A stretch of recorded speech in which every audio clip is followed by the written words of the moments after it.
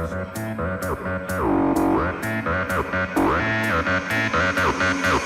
the scent. We got the scent. We got the scent. We got the scent.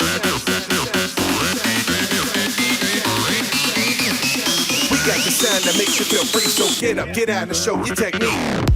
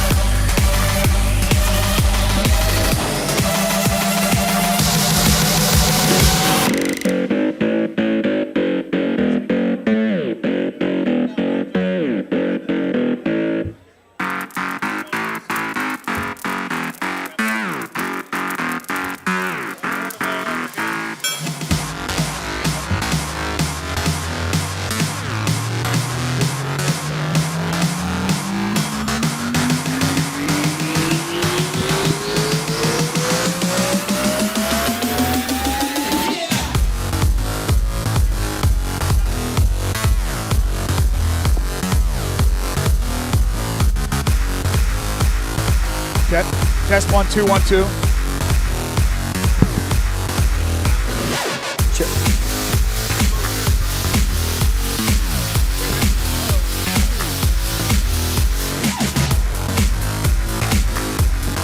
Test 1 2.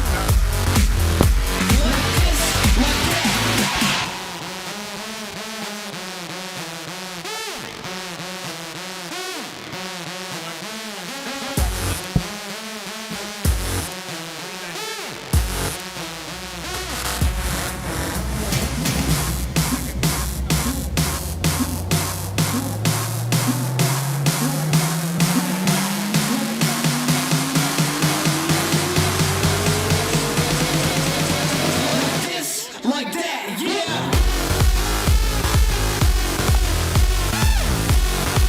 1 2 3 4 5.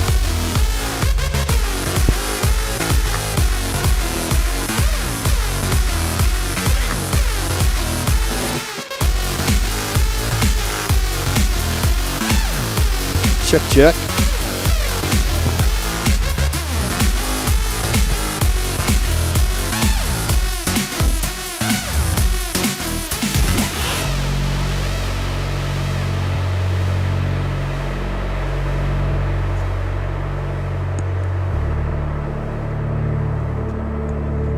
Test 1 2 3 4 5. 1 2 3 4 5.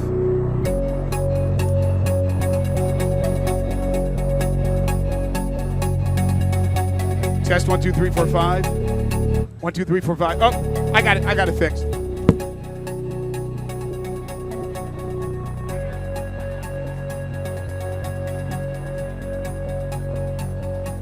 It's this. That's what it is. That's why I got to bring that down.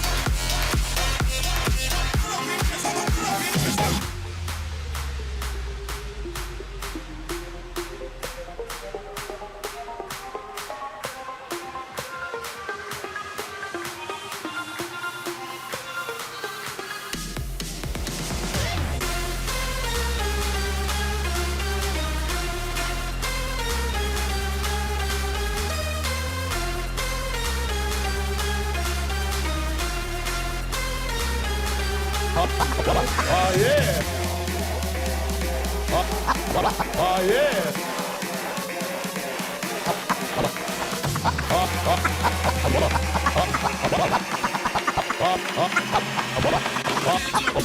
Oh yeah.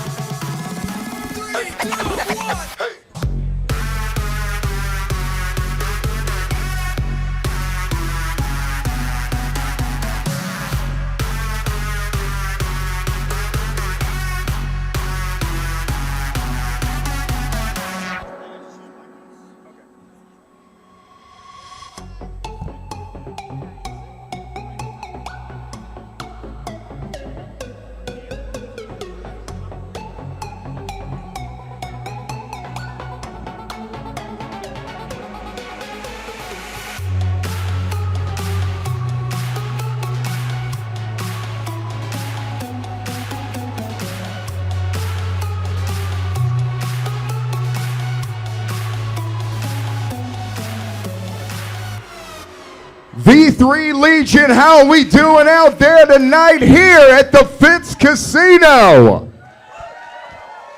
That's what I like to hear. Well, we're going to start things off proper. Everybody please stand. Gentlemen, remove your hats. Ladies and gentlemen, please rise as we honor America with our national anthem. Performing tonight's anthem are Teresa and Aubrey Rogers.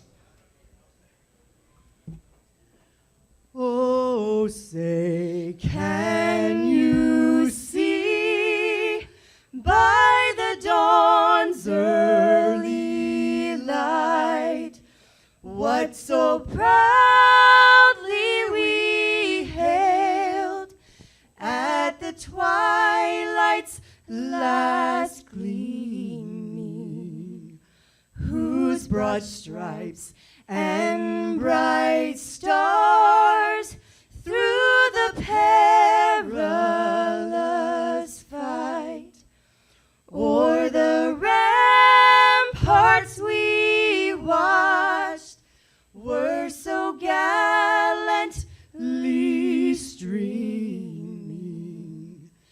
and the rockets' red glare, the bombs bursting in air, gave proof through the night that our flag was still there.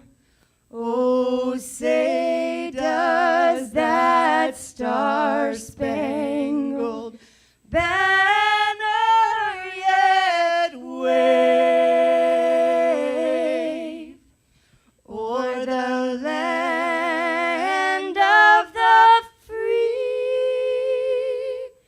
and the home of the brave? Ladies and gentlemen, let's hear it once again for Teresa and Aubrey Rogers.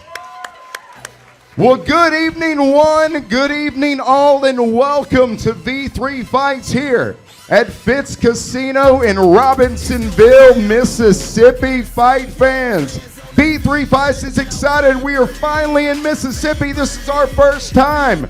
We have brought some of the best fighters from around the area to put on a great show for you.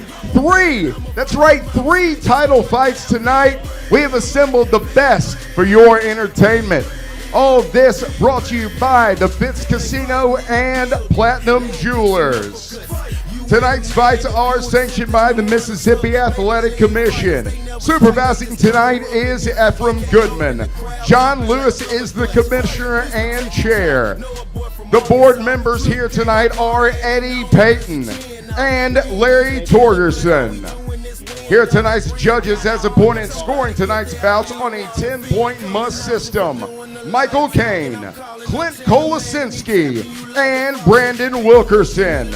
Tonight's official timekeeper is Daniel Simmons.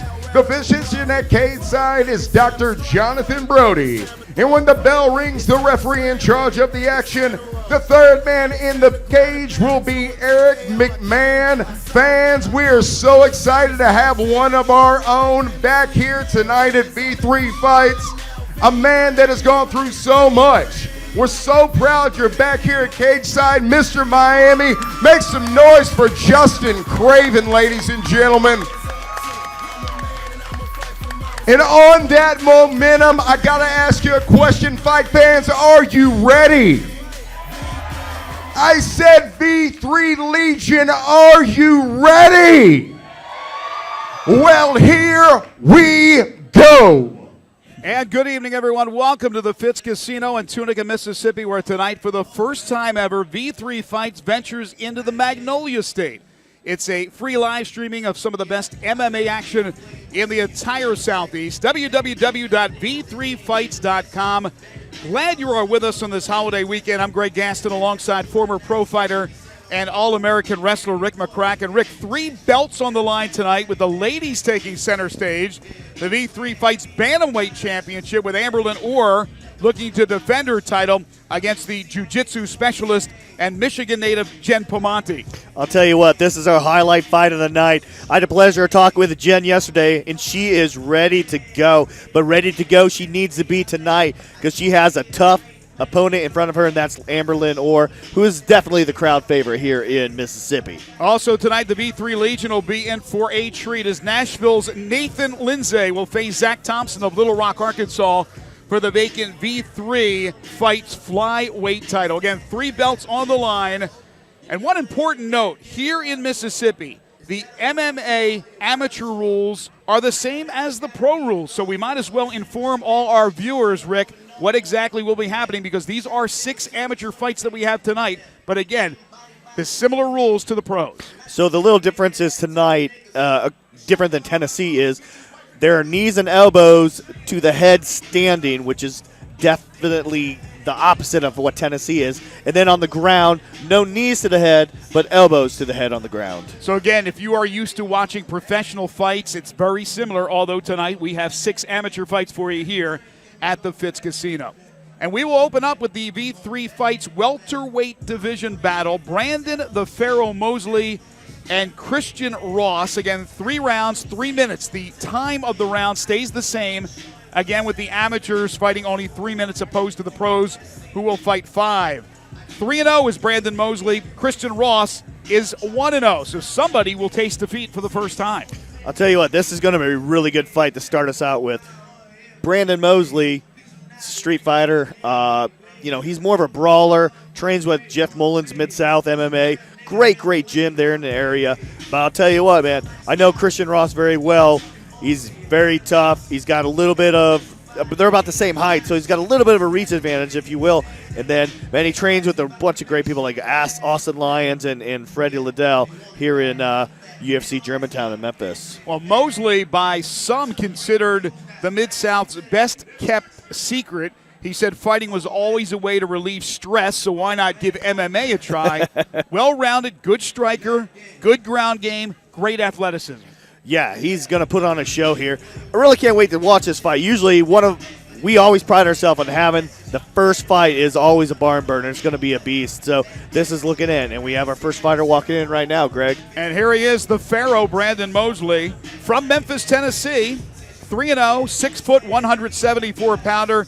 He considers himself a street brawler, and he's 23 years of age. Meanwhile, Christian Ross, also from Memphis, 1-0, 5'10", 170. Gives up a few inches, and he gives up a few pounds. He's a freestyle fighter, and he is 27 years of age. So as Mosley waits and gets checked over by referee Eric McMahon, the music changes, and here comes Christian Ross. So even though we're in Mississippi, we're not too far from Memphis, and this will be a battle of the Bluff City. Yeah, this is Memphis and Memphis here in Mississippi. So here comes Christian Ross. Christian Ross, great athlete. He's going to want to keep this standing. He's going to want to showcase his strikes. You're looking at Trey Manley in his corner and Kevin Henry, 2 real good fighters from the area. So you know he's got some great training partners. No question about it. Austin Lyons, you mentioned, Freddie Ladd, they're all in his corner fighting out of UFC Gym, Germantown. And as you mentioned, Mosley from Mullins MMA and Team Mid-South. The judges for this fight tonight and for all the fights, Brandon Wilkinson, Clint Kolosinski, and Mike Kane. Eric McMahon is the referee. Sounds good, Greg. The physician at cage side is Dr. Jonathan Brody. The cut girl is Crystal Morrow. Our timekeeper is Daniel Simmons, and these fights are sanctioned by the Mississippi Athletic Commission. Mike Kane and Ephraim Goodman are on hand. As I mentioned earlier, Mike will be one of the judges and may also referee tonight, one of the 6 fights. Let's get it going. It's V3 Fights, so happy you're with us on this holiday weekend. It's a beautiful Saturday in the Mid-South, and Saturday night's all right for fighting. Now, let's get the formal introduction with Michael Kelly. V3 Legion, this opening bout is brought to you by Fitz Casino. 0 in a set for 3-minute rounds in the welterweight division. And when the bell rings, the referee in charge of the action. The third man in the cage will be Eric McMahon. Introducing first, fighting out the blue corner. He wears the all-black trunks. At 6 foot even, he weighed in at 174 pounds. A street brawler with a fighter of an MMA record, 3 wins and no losses. Representing Team Mid-South and fighting out of Memphis, Tennessee, Brandon "The Pharaoh" Mosley. And across the cage, his adversary fighting out of the red corner. He wears the blue and white trunks with the black trim. At 5 feet 10 inches, he weighed in at 170 pounds. A freestyle fighter with an MMA record of 1 win and no losses. Representing UFC Gym Germantown and fighting out of Memphis, Tennessee, Christian Ross. Thank you very much, Michael Kelly. Now final instructions from Eric McMahon. He'll bring the 2 fighters in once they close the cage. Or apparently he won't, Rick. Sometimes they do, sometimes they don't. Eric McMahon checking everything's ready. Everything is ready to go, and round 1, here we go. V3 Fights on V3Fights.com. The ref wanted to get right into this. He didn't want to waste any time, and neither do these fighters. Big kick right off the bat by Ross, and Mosley taken down, but right back up on his feet. Great leg kick by Christian there.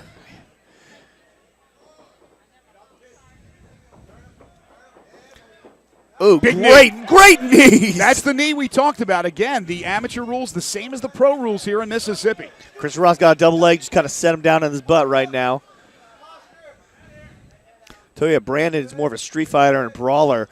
I'm very interested in see how he's going to do on the ground. He's not even trying to get Christian in his guard. He's just kind of holding his leg there. I think his jiu-jitsu needs a little work right here. Trains with Montreal Grant, Brian Gurley. As we talked about, Jeff Mullins. He's in a little trouble. He's Christian in a lot of has trouble. his back and 1 leg in. He's got to get that other hook in, and then, yep, both hooks are in. Trouble here in round number 1 for Mosley. I mentioned Jeff Mullins.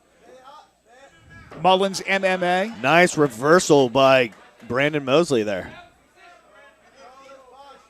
Little ground and pound to the side of the rib cage of Ross by Mosley. Ross again trains with Austin Lyons, Freddie Ladd, UFC Gym in Germantown. Teammates and workout partners include Terry Johnson, Trey Manley, who you mentioned in his corner. So a lot of veteran fighters that he's been working with. Full mount by Brandon Mosley. Oh, and then Christian Ross gives up his back. He's in trouble. He's in trouble. Ground and pound by Mosley. And now Ross trying to get his way up. He goes right back down.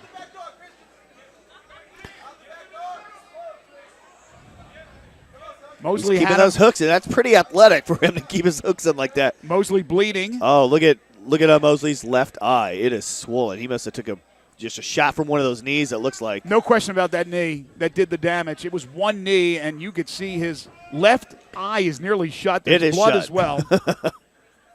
But we saw Mosley grab full mount for like a second. Hey, that's how quick it was. He got a couple hits in, so that's all that matters, Look right? at the strength of Ross, though. Oh, yeah. Now Ross trying to get in there. Trying to get full mount. Right there.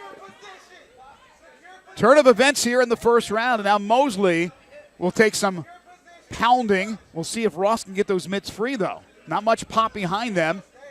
Boy, 2 strong fighters who both do not want to lose for the first time in their careers. Man, Mosley has got to shrimp right out of that full mount. He's broken down, laying flat on his back. Final moments here in round number 1. Full mount for Ross, but this one apparently is going to go to round number 2. And there it is. There's the horn. Pretty exciting first round. Really exciting. Good way to start off our night here on V3 Fights. How did you score the first round? Although, again, Rick McCracken, I should point out, unofficial scorecard. Unofficial. On my unofficial scorecard, it looked like Christian Ross did a little bit more on the aggressiveness, and he landed a little bit more strikes, and he did a lot more damage to the face of Brandon Mosley. Crystal Morrow, Cut Girl, also Dr. Jonathan Brody. They are in the corner of Brandon the Pharaoh Mosley. making sure he can continue.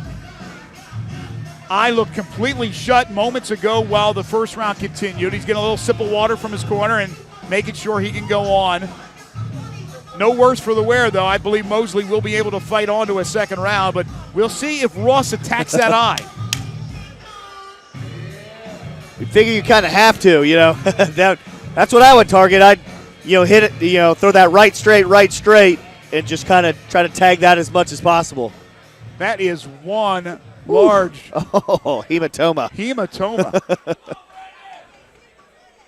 Mosley in the black trunks, Ross in the blue and white. Round 2, here we go. Fireworks in round number 1. Let's see what happens here in round 2. Mosley 3-0, Ross is 1-0. Battle of Memphis. 2 Memphians going at it here in our first fight of the night. Brandon's got to let him fly. Good left by Mosley. Good left. Brandon Mosley hit him with that left. It was nice. How'd he see him? Yeah. Swinging blind gives it a whole new meaning. Mosley looks a little bit more timid. It's probably because he can't see much out of that left eye. We'll see if Ross tries to take this one down. There's a good sweep. Whoa. Overhand right missed by Mosley, and then a good counter from Ross. What are you expecting there, Rick? Do you expect a takedown? Maybe Ross to try to get it to the... No, I think both are going to stand up for a bit. That last takedown, it was because of that kick that swept him out. Man, Brandon needs to set up that big right. He could have did some damage if he would have thrown a left out there first and come through with it. Remember, he had that huge knee in the first round, which did a lot of damage to Mosley. Mosley not really active. He's stalking his opponent, Ross, but he hasn't thrown too many punches. Oh! Good right hook by Ross. Wobbled him. He's in trouble. Mosley in deep trouble now. Having a tough time trying to defend himself, and that is it. Oh. After the second knee, Eric McMahon stops the fight, and Christian Ross by TKO is going to improve to 2-0. I'll tell you what, that big right hit him and stunned him. He wobbled twice, and then in come the knees, man. I'll tell you, that was a great fight. Yeah, Brandon Mosley just could not continue, and Eric McMahon did the smart thing stopping that fight. He was in a lot of trouble. Rick McCracken will make his way inside the cage to talk to our winner, but Christian Ross, second round, gets the stoppage, and as I mentioned, will improve to 2-0. Meanwhile, Brandon Mosley, the Pharaoh, absorbs his first loss. He's only 23 years of age, but the first blemish drops his record to 3-1. Let's get the official time. Michael Kelly will make the formal announcement here as we go back inside the cage here on V3 Fights. Ladies and gentlemen, here in the V3 cage at the Fitz Casino, we present the official time of 1 minute, 49 seconds in round number 2. Referee Eric McMahon calls a halt to the bout due to strikes, declaring your winner by TKO victory, Christian Ross. Great sportsmanship between the two. Christian Ross gets the victory to start our evening off, and the two with some smiles and some hugs for each other. And now our very own Rick McCracken will talk to our winner. I'm here with the winner tonight, Christian Ross, man. That was a big right you threw right there. Walk me through it. Man, that's like for the past couple weeks, we knew that he was coming in, he was going to be throwing hard. So we worked that slip counter with the right overhead, saw it coming, timed it perfectly. Oh, man, hit him. He wobbled. You saw it. Then you came in with some big knees. Yeah, man, that's one thing. I've been waiting to fight in Mississippi. Elbows and knees. Man, hey, elbows and knees are ruthless. Well, man, you were pretty mean. You hit him with that knee in that first round and swelled up his eye. Then you knew that right was going to hit because he was never going to see it coming. Yeah, he caught me with a mean one right at the start of taking. I was seeing two of them for a minute. Had to get out of there because I was like, man, I can't take any damage. Well, it looked like you had a lot of fun in this fight, man. Oh, God, yes. Especially after my last show, and I came out, I looked tired and sluggish. Had to come out and prove that wasn't a joke. There you go, man. You want to thank anybody real quick? And I want to thank my team, Terry, Trey. Man, you guys have my back this past couple weeks. My wife, all my friends and family that are here tonight. Awesome. Congratulations on your victory, man. Your winner tonight, Christian Ross. I love it, Christian Ross talking about the fact that he could throw the elbows and throw the knees here in Mississippi as an amateur, called it ruthless, and it certainly was. as he gets the W over Brandon Mosley. Keep it right here. We got more action from the Fitz Casino in Tunica coming up on V3 Fights.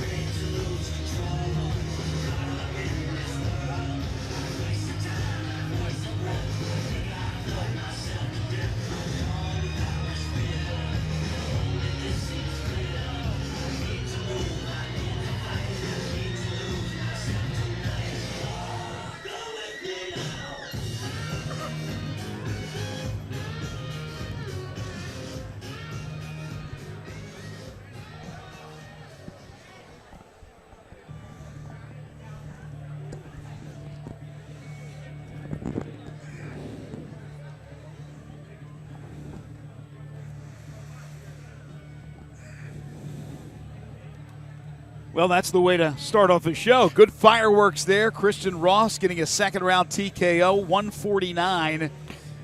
Man, the ref did a great job stepping in, too. He knew Brandon Mosley was hurt, and he used great judgment. Brandon Mosley probably was knocked a little silly, so he would have fought for another 3 minutes if he had to. But great job on the ref by kind of jumping in there. This amateur fighting, sometimes they don't know when to quit. Well, it's safety first, and that's whether it's the amateur division or the ranks, and then, of course, professional fights. You want a great product. You want an entertaining product for your fans, whether they're here in this particular venue at the Fitz or they're watching on V3Fights.com. But also, while you want great fights and you want entertainment, you want safety first for the fighters. And I thought Eric McMahon did a great job in our first fight. Now, for fight number 2, one of our 2 female fights tonight. This one, the V3 Fights Women's Bantamweight Division. Jen Baker versus Tony Tolman. Jen Baker from Tupelo, Mississippi, so fighting in her home state. Fighting for the UFM club in Tupelo, Igema Fight Team. The Igema Fight Team.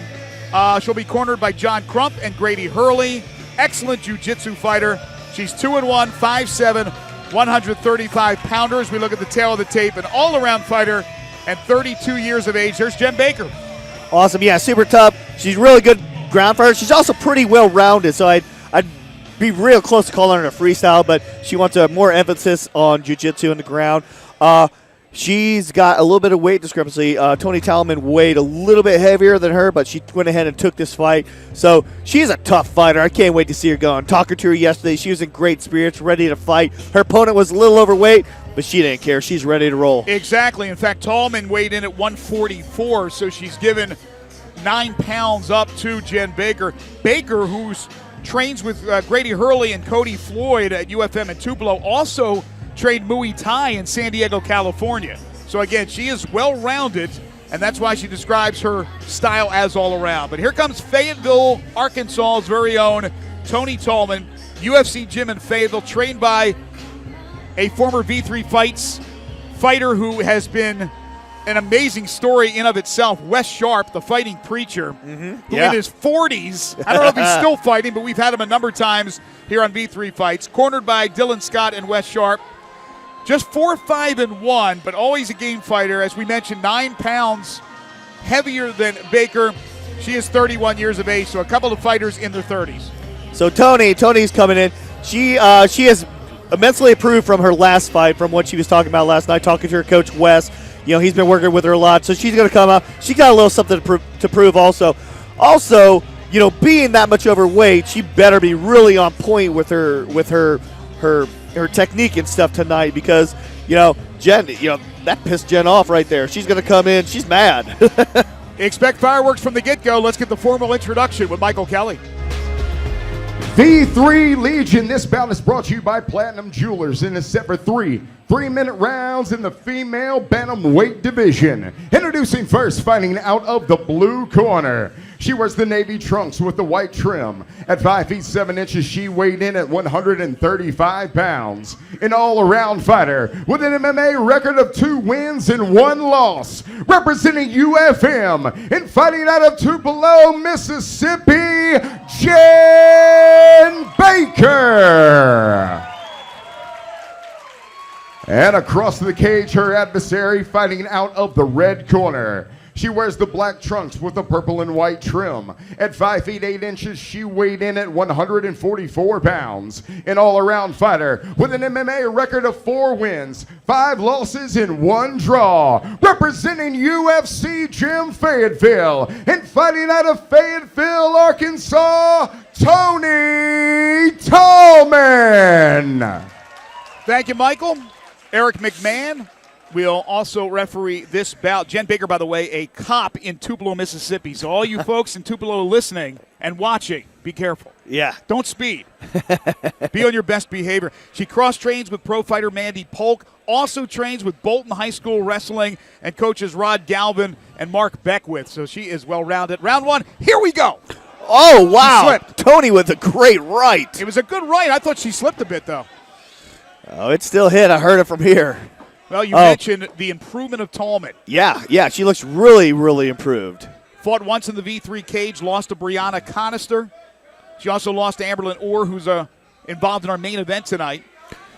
That was the legacy title fight here in Tunica. Great elbow by Jen right there. She just nailed it.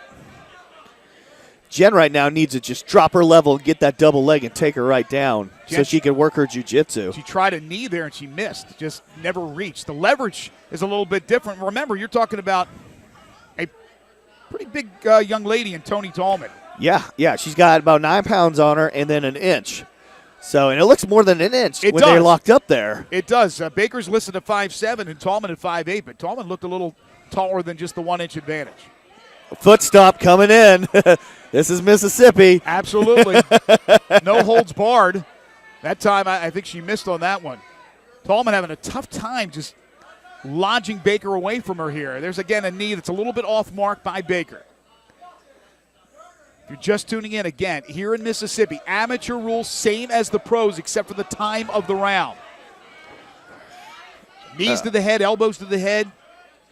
While you're standing, certainly, and on the ground, you can do Tony's elbows, but no knees. Trying to headlock right now.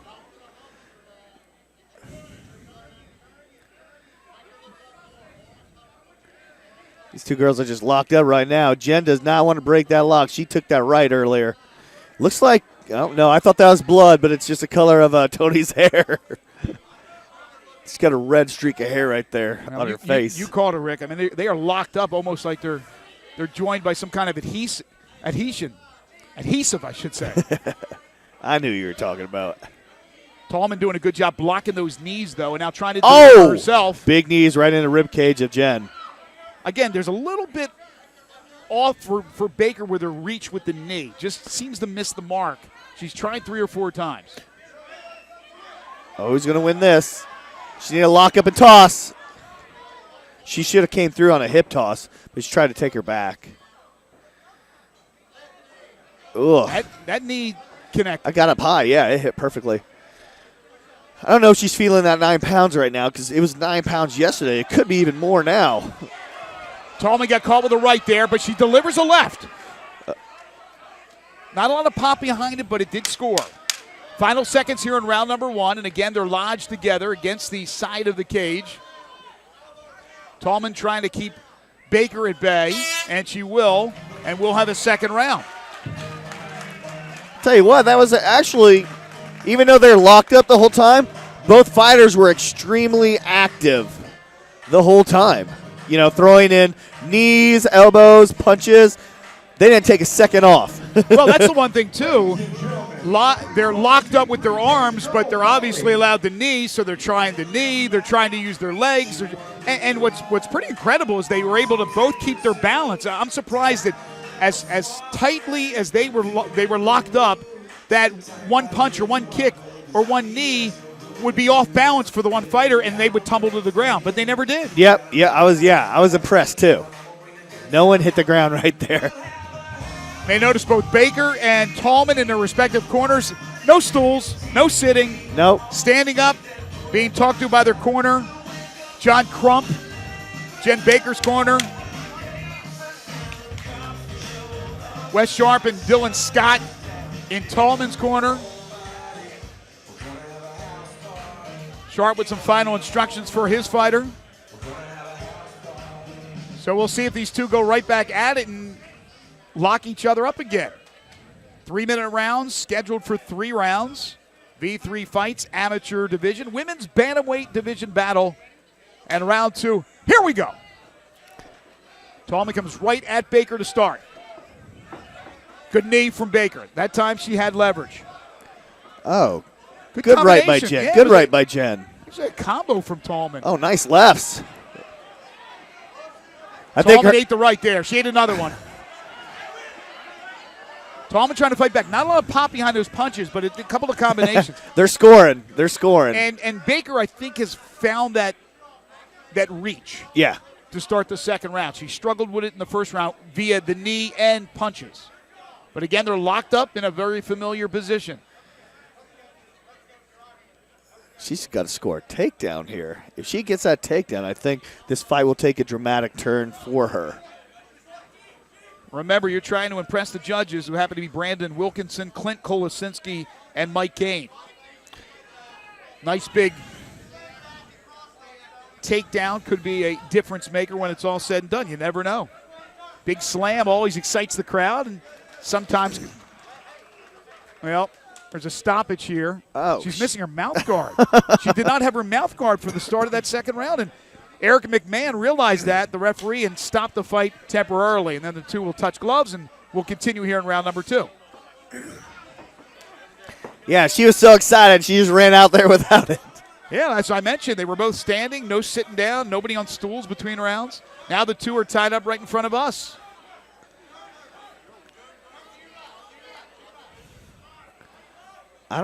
If she just dropped her level, she would have a beautiful little takedown. Tolman standing straight up. Both are implying their will on each other. Foot stomp, Baker, and now Eric McMahon's going to break him up. Just too much inactivity. Great ref work. Great ref work. Good left by Baker. Tolman throwing a lot of punches, not connecting on a lot. And then Baker comes with a Tolman's that was a nice right. It started with the knee. Rick. She came in with 3 rights in succession, and Tolman ate 3 punches. Now she wraps up Baker. trying to keep the assault to a minimal. Great. Oh, just cannot get her down. Again, Tolman 9 pounds heavier, maybe a difference maker for Baker, who's trying to wrestle her to the ground. Hard to throw her down. That's some great artwork, by the way, on the Yeah, back I know. of Jen Baker. We're seeing a lot of her back here in this fight. Oh, good Here it right. comes, And here a it comes. combination from Baker.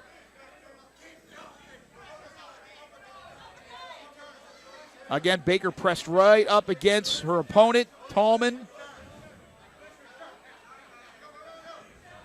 Pressing that arm, that forearm against her neck. Final seconds, round number 2. Good right by Baker. I'm surprised here Tolman's not trying the knee. There's the knee, finally. Here they come. And that'll do it for the second round. Baker seems to be the stronger of the two. Yes. More powerful in her punches and her kicks. But Tolman, again, when she gets pressed up against that cage, she's not going down. No, she's got a really good base, really good balance, so she's working it pretty well. Well, what have you seen through 2 rounds, in your opinion? Man, it looks like Jen Baker has thrown more punches that hit. She looks like she's really been the aggressor. She's had Tony's back against the cage pretty much both rounds. So, that tells me that Jen is more aggressive. Tony comes out fired right away, but then she gets hit and just backs up all the way. I would agree. I think Baker's been the more aggressor, and that's good in the eyes of the judges normally. If Tolman can get a takedown, a couple of combinations and connect on him, I mean, she could steal the round, steal the fight. Anything's possible right now. It is wide open, but I would say Baker the advantage going into round number 3. This is the third and final round. Who wants it more? Let me hear you make some noise. Michael Kelly firing up the crowd here at the Fitz in Tunica, round 3. Here we go on V3 Fights. Who's going to take this one down? Baker 2-1. Tolman 4-5-1, and Tolman 8-1 right there. And she eats another right. Good rights coming out of the gate for Baker here in round 3. And again, a nice combination of the lead. Tolman has to protect herself after she throws a punch, but she is backed in again to a similar position as she was the first couple of rounds. Tolman's got to throw caution to win this round. Just let it go. Absolutely. And again, there you see the strength of Baker. She pushes Tolman back into the side of the cage. Right under our camera, our V3 Fights camera. Tolman's going to have to get really active here. And if the two just stand still and not much happens, Eric McMahon will break him up like he did in round 2. But Baker throwing knees and punches. And that's some good activity.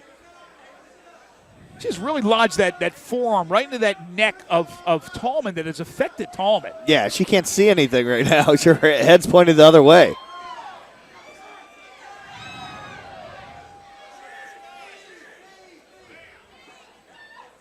Corner for Baker calling for a knee. Actually, it was Tolman's corner that called for the knee, but it was Baker that delivered the knee. And then a couple of shots right there to the gut.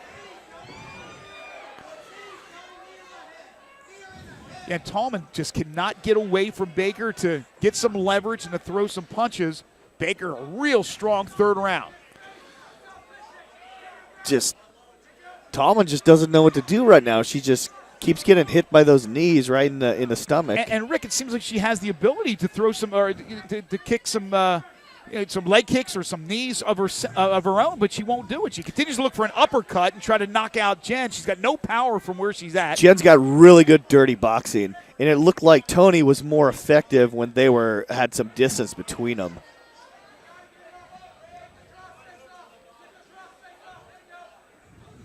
Really, really shocked here that Tolman's just letting Jen push her around, not trying for a takedown. I mean, a quick takedown and some ground and pound, Rick, maybe steals the fight, but I don't think either of them want to go down to the ground here.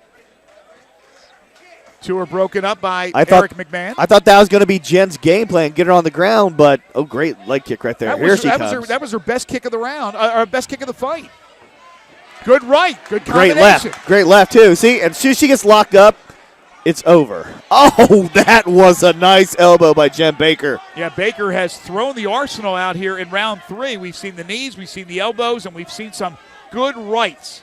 Some right hooks and some straight rights.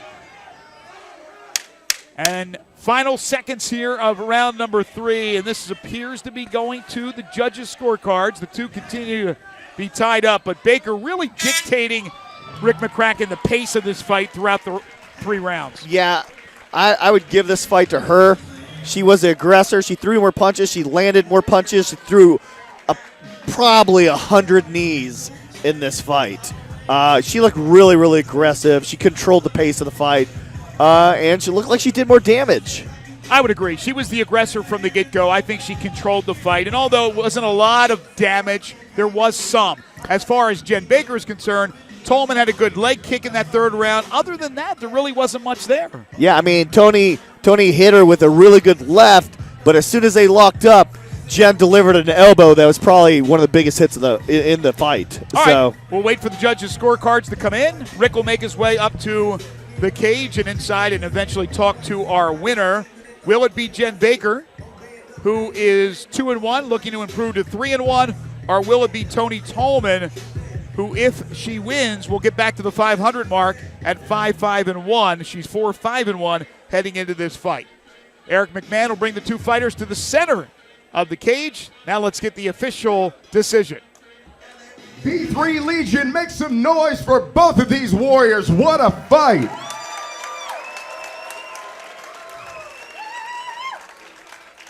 Well, after 3 rounds of spectacular action, we go to the judges' scorecard for the decision. All 3 judges scoring this one 30-27 for your winner by unanimous decision, Jen Baker. No surprise whatsoever. Baker, unanimous decision. She improves to 3-1, and Tolman falls to 4-6-1. So the Mississippi lady gets the Arkansas lady in this V3 Fights women's bantamweight division battle. And now Wes Sharp, our friend, or I should say John Crump, picking up Jen Baker. Now let's get a few words with our winner. Here's Rick McCracken. Right here next to Jen Baker, your winner. How you feeling? Feel good. I'll tell you what, she was a little heavy yesterday. You went ahead and took the fight. Did you feel any of that extra weight in there? Yeah, there was a little more weight behind those punches, but it's okay. I'll tell you what, you probably threw 100 knees in that fight. Should have thrown more. Should have thrown more. I'll tell you what, your punches looked really good. Didn't have as much pop on it, but your knees, they are crisp, and they did a lot of damage. I think that's what kind of won this fight for you in the judges' eyes. That's good. I'm a Muay Thai girl, so I should have knees. Awesome, awesome. So take me through, were you trying to get her down at any point, or was you just little? No, I was ready to take it if I had to go to the ground, but I knew I had her standing as long as I could keep her against the cage. Well, yeah, you did good. Dirty boxing. It was pretty vicious in there. You want to thank anybody or kind of say some words to your crowd out here? Yeah, I want to thank all my sponsors, Sydney's Fitness Meals, Casey for all the personal training, UFM, Agama Fight Team, Ranger Up, Mantra Fitness. All you guys are great, and I appreciate it. Awesome. Well, congratulations on your win tonight. Time to get a little party in, huh? Yeah, definitely. All right, your winner, Jen Baker. Congratulations to Jen Baker, the Tupelo, Mississippi cop. She improves to 3-1 with the unanimous decision over Tony Tolman. Coming up next, the V3 Fights featherweight division battle. Zack Clonowski, Alex Castanada. Keep it right here.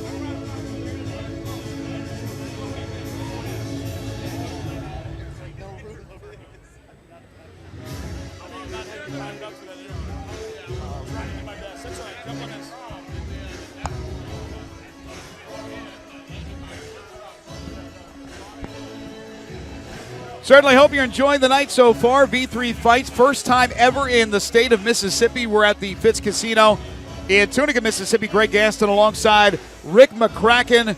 And let's get ready for V3 Fights in the featherweight division. Here comes Zack the Dark Knight Clonowski from Kankakee, Illinois, and fighting out of Team Genesis in Bradley, Illinois.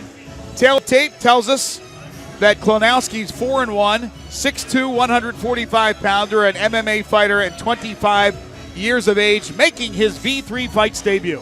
I'll tell you what, Clint Clonowski, MMA fighter. He is wanting to keep this standing. Looks like a great stand-up guy. You know, he's got some good jiu-jitsu too, so he's going to come in, put on a show for us, coming all the way down from Illinois. So he's got a really good opponent tonight too, so this is going to be a great fight. Grew up studying karate for 15 years, then switched over to MMA. Tallest featherweight to ever step into the V3 cage, I'm told, at 6'2". Yeah. I mean, 145 pounds, 6'2", that's getting there. Alex Castanada is his adversary, and he's making his way through the showroom here at the Fitz and eventually into the cage. Fayetteville, Arkansas, and fighting out of UFC Gym Fayetteville, where we just had Tony Tolman, also a UFC Gym fighter from Fayetteville, coached by Wes Sharp and cornered by Wes Sharp and Dylan Scott. Fought for V3 a while back and lost to Kyle Hughes. He is 9-3 fighting out of Fayetteville, 5'8", 147, a freestyle fighter at 28 years of age. So the height and the reach difference could be a factor here for Clonowski as he goes up against the shorter Castaneda. Yeah, he's got 6 inches on him, which is quite a bit, especially at this weight class. But Alex Castaneda, he is super tough.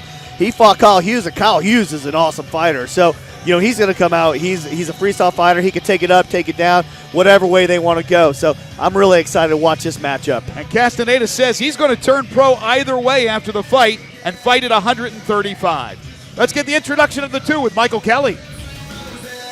V3 Legion, this next bout is brought to you by Fitz Casino and is for 3-minute rounds in the featherweight division. Introducing first, fighting out of the blue corner. He wears the black trunks with the Batman trim. At 6 feet 2 inches, he weighed in at 145 pounds. An all-around fighter with an MMA record of 4 wins and 1 loss. Representing Team Genesis. And fighting out of Kankakee, Illinois, Zack the Dark Knight Clonowski. And across the cage, his adversary fighting out of the red corner. He wears the black trunks with the white trim. At 5 feet 8 inches, he weighed in at 170 pounds. A freestyle fighter with an MMA record of 9 wins and 3 losses. Representing UFC Gym Fayetteville. And fighting out of Fayetteville, Arkansas, Alex Castanada. Thank you very much, Michael Kelly. Eric McMahon will be the referee for this bout. What do you think, Rick? Well, definitely going to watch this. I think this is going to be a good fight. I think they're going to have some fireworks standing up for a little bit. Round 1, here we go. The taller Clonowski. Maybe and not. Castaneda right to the ground off the bat. I thought Alex was going to throw a little bit as soon as he stepped up and saw the height advantage. And Zack was about to wind up on some punches. He's like, nope, single leg, sticking the knee out, I'll take it. Castaneda would love to be able to pick up the lanky Clonowski and slam him back down. Instead, some ground and pound, but he's not even on the ground. It's his opponent who's on the ground. Zack's got a little triangle on him. It's locked in. I can't see the other side to see if it is tied around his neck. I mean, it can't be that tight because no, Castaneda's unleashing. Yeah, he's Clonowski throwing some monsters. Yeah, he's trying for that. He's trying for the choke. Right there. In the meantime, though, Castaneda, as you said, unaffected, and he's letting it fly with some vicious rights. Eric McMahon Zack needs right to on let top that of knee this. go like he did, and he needs to lock up that right arm of Alex because that thing had delivered a lot of damage, and here comes the elbows. It's completely on the opposite side of us, so it's really tough to tell if Clonowski has anything in tight. But again, Castaneda's unleashing. Yeah, there's a point where you want to abandon the move. Right. If you're taking this much damage. Great point. And you're not going to get it. Great point. You know if you're not going to sub him and you're just holding it to hold it, there's that point where you're like, all right, let it go. I don't know if Castanada is blindly throwing punches and actually hitting the target every time. If you can blindly throw 50 punches and hit perfectly. Look where his head is. He's out. I think he's he was. Out. Yep, he's out. Now he's going to deliver some big monsters. elbow right there. Big elbow. And now rear naked. He almost got it. Oh! He switched it off to no, he didn't get a triangle. But he's coming back up. Boy, Castanada is showing some skills on the floor, whether it be vicious punches on some ground and pound or, as you mentioned. Oh, this is probably one of the worst positions you could be in. Clonowski in a lot of trouble here in round one. Clonowski is in a triangle with him It's over. It's over. He taps out. It is done. What a performance. Friggin' move. What a performance, Rick, by Castanada. I mean, think about this. Clonowski's trying the triangle. In the meantime, while he's trying that, Castanada's unleashing. Punch after punch, and they're connecting, and some of them are blind. Beautiful, beautiful. Then he comes back. He tries the rear naked for a second once Clonowski stopped the triangle, and then he gets him on the triangle. Oh, man, that was a great transition. Really good. All right, Rick will make his way inside the cage. That was very tactical by Alex Castanada as he gets the win to improve to 10-3. Meanwhile, the pride of Kankakee, Illinois, Zack the Dark Knight Clonowski, will have to regroup as he falls for just the second time in 6 decisions. Let's get the time of the victory for Castaneda as we go back inside the cage to Michael Kelly. V3 Legion, we present the official time of 2 minutes and 23 seconds in round number 1. Referee Eric McMahon calls a halt to the bout due to tap out via mounted triangle choke, declaring your winner, Alex Castanada. Tremendous performance by Castanada. The mounted triangle choke does in Clonowski. And now Rick McCracken will get a few words with our victor, Alex Castanada from Fayetteville, Arkansas.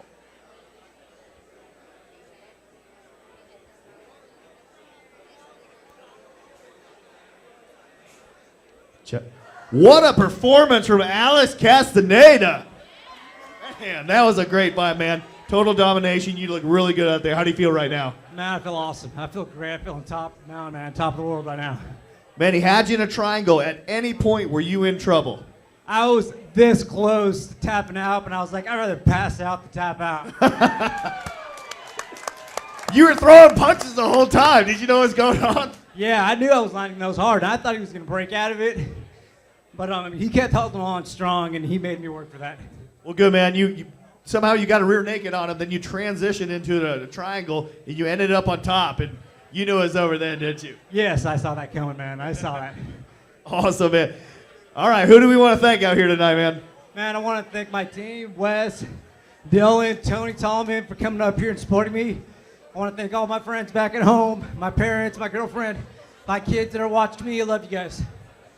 Awesome. Well, congratulations on your winning that. Have fun celebrating tonight. Your winner, Alex Castanada.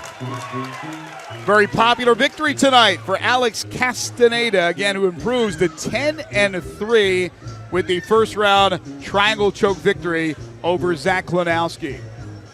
Coming up next, the first of our 3 championship fights. We start in the flyweight division. It's vacant. Who's going to come out on top? Zack Chicken Hawk Thompson or Nathan Lindseay?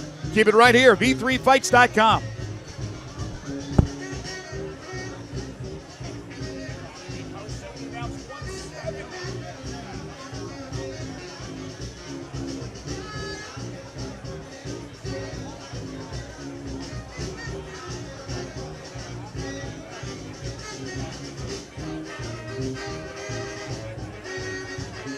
I'll tell you what, that first triangle was so tight. You could see it, but he almost knocked the guy out of water. He was throwing, some of it was being flying.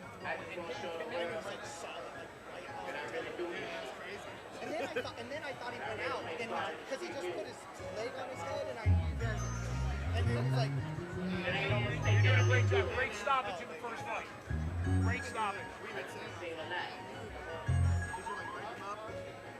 Well, yeah, I mean, Mike and Dave are really good grooming me. I didn't have a lot of something, but It's funny, the first fight I go, because I'm used to the guys, Dave and everybody, I go, I said, Eric McMahon will bring him to this, and then your first event, you can just give him the final instructions in the corner. only the main event. Yeah. You gotta make the main event special. There you go.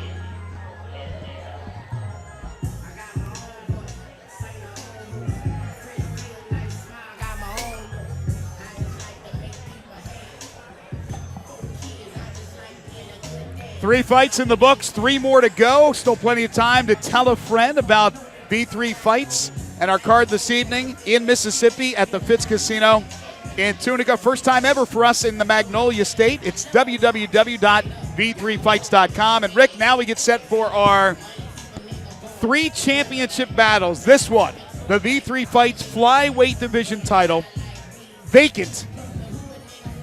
So Zack Thompson, the Chicken Hawk from Little Rock, Arkansas, is going to go up against Nathan Lindseay, who's originally from Rossville, Georgia, and now fighting out of Nashville MMA. Let's first talk about the Chicken Hawk, Zack Thompson, who's coached by Rolly Delgado. Matt Hamilton will have Matt and TJ Brown in his corner. Fights for Westside MMA. He's the jiu-jitsu brown belt. Yeah, man. Zack is the real deal. This kid is tough. He's got TJ Brown over there. He's got Matt Hamill, man, Rolly Delgado, man. This is a real tough camp. He's a little guy, man, but he's a firecracker. This dude's got solid technique in boxing and super, super solid technique on the ground, jiu-jitsu. He is, man, very impressed with this guy so far. We've seen him fight a few times. He's tough. Started fighting about 8 years ago. He says if he wins, he plans to turn pro at 115. The tail of the tape, he's a perfect 4-0, 5'7", 124, a boxer, and as we mentioned, jiu-jitsu, a brown belt. He's just 22 years of age. His adversary is another really good young fighter who we've seen, like Zack, on the V3 Fight cards, and that is Nathan Lindseay. He's 10-7, but 9-3 at 125. Yeah. 5'6", 126. He's a playground brawler, and I love that term. And Nathan's had a chance a couple of times to be in line for a title fight, and things have happened where he wasn't able to fight. It wasn't on his side. It wasn't his fault. It was the opponent. Yeah, and also from a great gym at Nashville MMA, coached up by Sean Hammonds and Lance Patrick. They are awesome over there at Nashville MMA. You know, Nathan Lindseay, he doesn't really look like a fighter. Man, that kid is get in there, and he's super game. Also, I think the last fight he fought at 155. Right, he'll fight anybody, 25 anytime, pounds anywhere. up, right, and just went at it, and almost won the fight. You know, at this weight class, he's only got a few losses.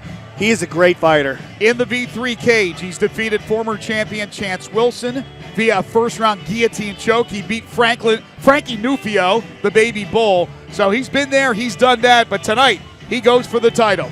Here is the formal introduction of the two with our very own, the Dapper One, Michael Kelly. V3 Legion, this championship bout is brought to you by Platinum Jewelers. And it's set for 3 3-minute rounds for the vacant V3 Flyweight Championship. And when the bell rings, the referee in charge of the action, the third man in the cage will be Eric McMahon. Introducing first, fighting out of the blue corner. He wears the black trunks with the gray and neon green trim. At 5 feet 7 inches, he weighed in at 124 pounds. A boxer and jiu-jitsu fighter with a perfect MMA record, 4 wins and no losses. Representing Westside MMA and fighting out of Little Rock, Arkansas, Zack Chicken Hawk Thompson.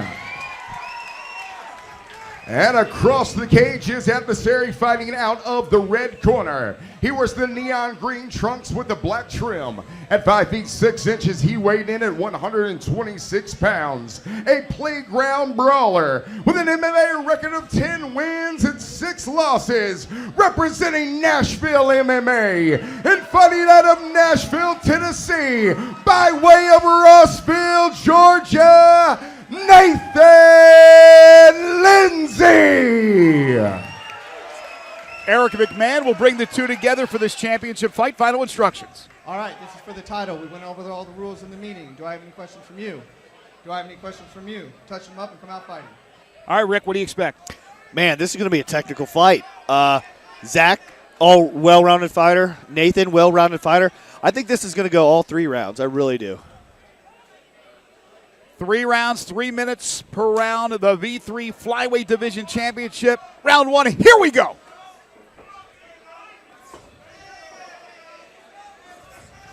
Good left by Lindseay. Then he ducked out of the way, out of harm's way. Lindseay's got great technique, man. Oh, he took a big left right there. Yeah, out of the clinch right there. It was Thompson with that left. Lindseay ate that one, and now the 2 are tied up. Mentioned the jiu-jitsu brown belt that Thompson is. Tell you what, Nathan looks really calm. Pushed up against the cage right there. Extremely important, I would imagine, as a fighter to be calm. Yeah.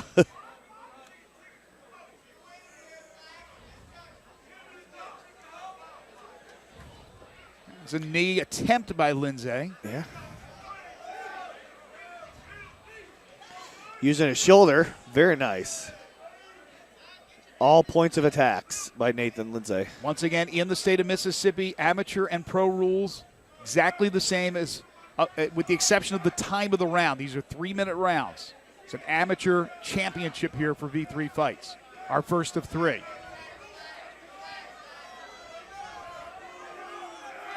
And Eric McMahon will break him apart, much to the delight of the crowd. Tell you what, Eric doesn't waste any time. He wants the action to be pressed. He can tell when, when 2 fighters just kind of holding on to each other and they need to be reset in a good position. Good leg kick there from Lindseay. And then Lindseay was able to catch that right. Great counter by Nathan.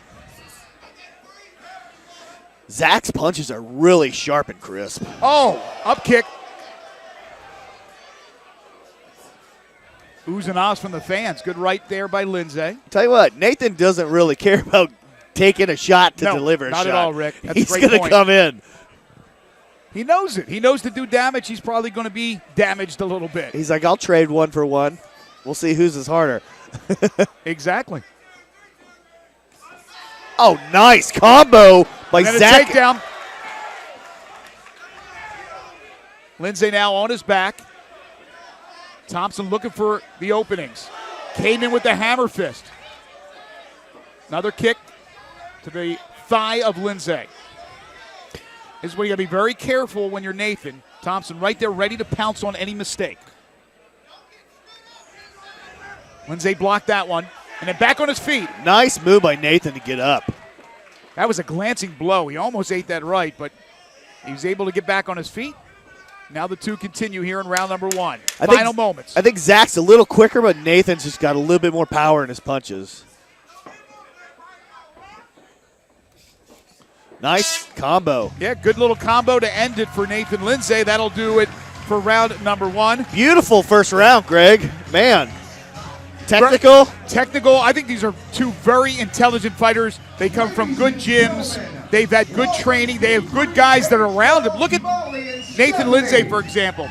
Ben Brewer, George Medina, Charlie Alexander, Justin Hartley, other top pros and amateurs that he fights with at Nashville MMA. Yeah, just super crisp. We saw some great boxing from both of them. We saw good wrestling from Zack. We saw some good jiu-jitsu from Nathan. So, we've seen every aspect of MMA right now just in that first round. The judges, if it does indeed go to the scorecards, and I think, Rick, you alluded to the fact you think it'll go 3 rounds. Brandon Wilkinson, Clint Kolosinski, Mike Kane on your unofficial scorecard. How would you score that first round? Oh, that one's tough. It really is. I'd have to give that to Zack just a little bit. The takedown. Exactly. And then he delivered some blows to Nathan when he is on the ground. He never really covered him, but, man, he hit him, got some leg kicks on the ground, and threw that overhand right that really connected. I would agree. The takedown, I think, the difference maker. Round 2, here we go. Thompson, the taller of the 2. They list him at 5'7", and Lindseay at 5'6". Seems like he has about a 3-4 inch height advantage. Maybe at least a couple, right? And plus, Zack Thompson has the sweetest tattoo on his leg ever. He's got the dude abides on there. That is awesome. Big Lebowski reference. Great takedown. Oh, no. Right back up. Now the 2 tied up on the side of our cage. Oh, Nathan Lindseay has really good range with that knee. And it hit him standing straight up. And I think it affected Thompson because he put his hand on that knee to try to keep it at bay. That was great leverage. You know it works when you change the way you're fighting.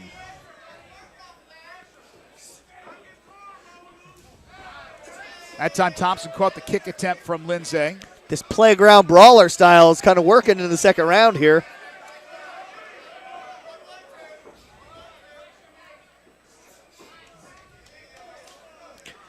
See what I'm saying? Thompson's a little faster, and Nathan comes in slower, but his power, he's got more power than he Thompson. Does, but that time Thompson caught that kick and was able to take him down. So Thompson on top of Lindseay right in front of us. Good Round takedown. 2, scheduled for 3. Nathan Lindseay's pretty good jiu-jitsu on the ground, but I'll tell you what, that brown belt, we're going to see how that brown belt of Thompson works right here. Absolutely. In Nathan's guard. And Eric McMahon on top of this thing. We've seen tonight that he is quick to the trigger. Oh, if man. there's inactivity, he will stand the 2 up.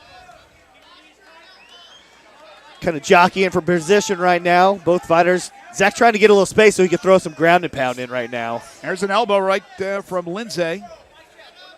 That's one thing Nathan can do right now is through those short elbows to kind of get Zack to get some space and get him away so he could try to shrimp out. Very clever as Lindseay pushed himself away from the corner of the cage. Remember, it's an octagon, so he was caught up and he couldn't really get leverage on an elbow, and he got himself away from it. But Thompson's trying to put him back into it. Nathan has great cage awareness. He knows where he is at all times. He knows how far the fence is away, and so he can push off, or he knows his head's going to get drilled on there. It was a good hammer fist there by Thompson, and now he's up trying to look for his opening. We've seen Lindseay in this position in the first round. He did a good job on the ground. Great up kick by Lindseay right there, hit right on his chest. You don't want to get hit in the face with an up kick. Not fun. Great evasion by Nathan right there. Yeah, he deflected that one as Thompson came in strong with a right. Now he's got both of Lindseay's feet. What does he do with it? Oh, almost. Oh, hammer fist hit. Yeah, a lot of pop, and he missed it. Seconds ago, round number 2. Guess it would be smart for Lindseay to just kind of stay where he's at now as the round is coming to an end. Maybe he could sneak into one of these kicks. And that'll do it. So that's the second round in the books. We will go to a third and decisive round. All right, Rick. If round Nathan 2, would not have got taken down right there, I would have gave that round to him easy. But he got taken down. So, man, that's almost an even round for me. It really is. I would have scored that 9-9. Can't pretend to get into the minds of the judges, but we've had 2 takedowns, 1 in each round, both by Thompson, and that could be the difference maker. Remember, a belt is on the line here. Yeah, it is. So it's going to be really hard to judge. All right, this is a good fight. Let's talk strategy here because, again, as I mentioned, the V3 Fights flyweight division title on the line. Somebody will be wearing the belt tonight. What does Lindseay have to do? And then tell me what Thompson has to do. Lindseay's got to have a strong round. He's got to use those power punches and at least knock Zack down with something. Wobble him, knock him down, and maybe score a takedown of his own. If Zack can get a takedown and get some really solid ground and pound on him, I think he'd wrap it up. This is the third and final round of this championship bout. Who wants it more? Let me hear you make some noise. Michael Kelly, our cage announcer, riling up the fans. Packed house here at the Fitz in Tunica, Mississippi. Round 3, here we go. They touch gloves. This is for the V3 Fights Flyweight Division Championship. Good kick from Lindseay. I expect a few more of those. Zack looks combination tired. by Lindseay. Zack looks a little tired, man. He's a little slower than he was in that first and second round. I mean, that's expected. You just went through 2 rounds of a war. That was a good start to the round for Lindseay. Yeah, Lindseay looks sharp. He's throwing these slow, short elbows in the clinch. Oh, that one coming around the back. From the right, yeah. He had there 3 go. to the left and then 1 with the right. Great start for Lindseay. Can he keep it up? Thompson needs the fight back here. And he's going to look for a takedown. He gets it. So that's 3 in the fight for Thompson. Now, I wouldn't even call that a takedown, to be honest. What would you call it? Lindseay just had him locked up. And in wrestling, that probably wouldn't have been scored because he popped right up. Man, he didn't establish any control. I hope the judges really don't take that. Close fight. This fight is still anybody's. Lindseay's got to have a good round for this fight to be his. Good knee from Lindseay. If he could get a solid takedown and establish some control, I think he could really maybe steal this fight. I think you're right. Two standing up, not far from us, side of the cage. Another elbow, those short elbows from Lindseay. They're adding up, they're scoring. Zack Thompson had a perfect angle for an uppercut with that right hand right there when it just hit solid.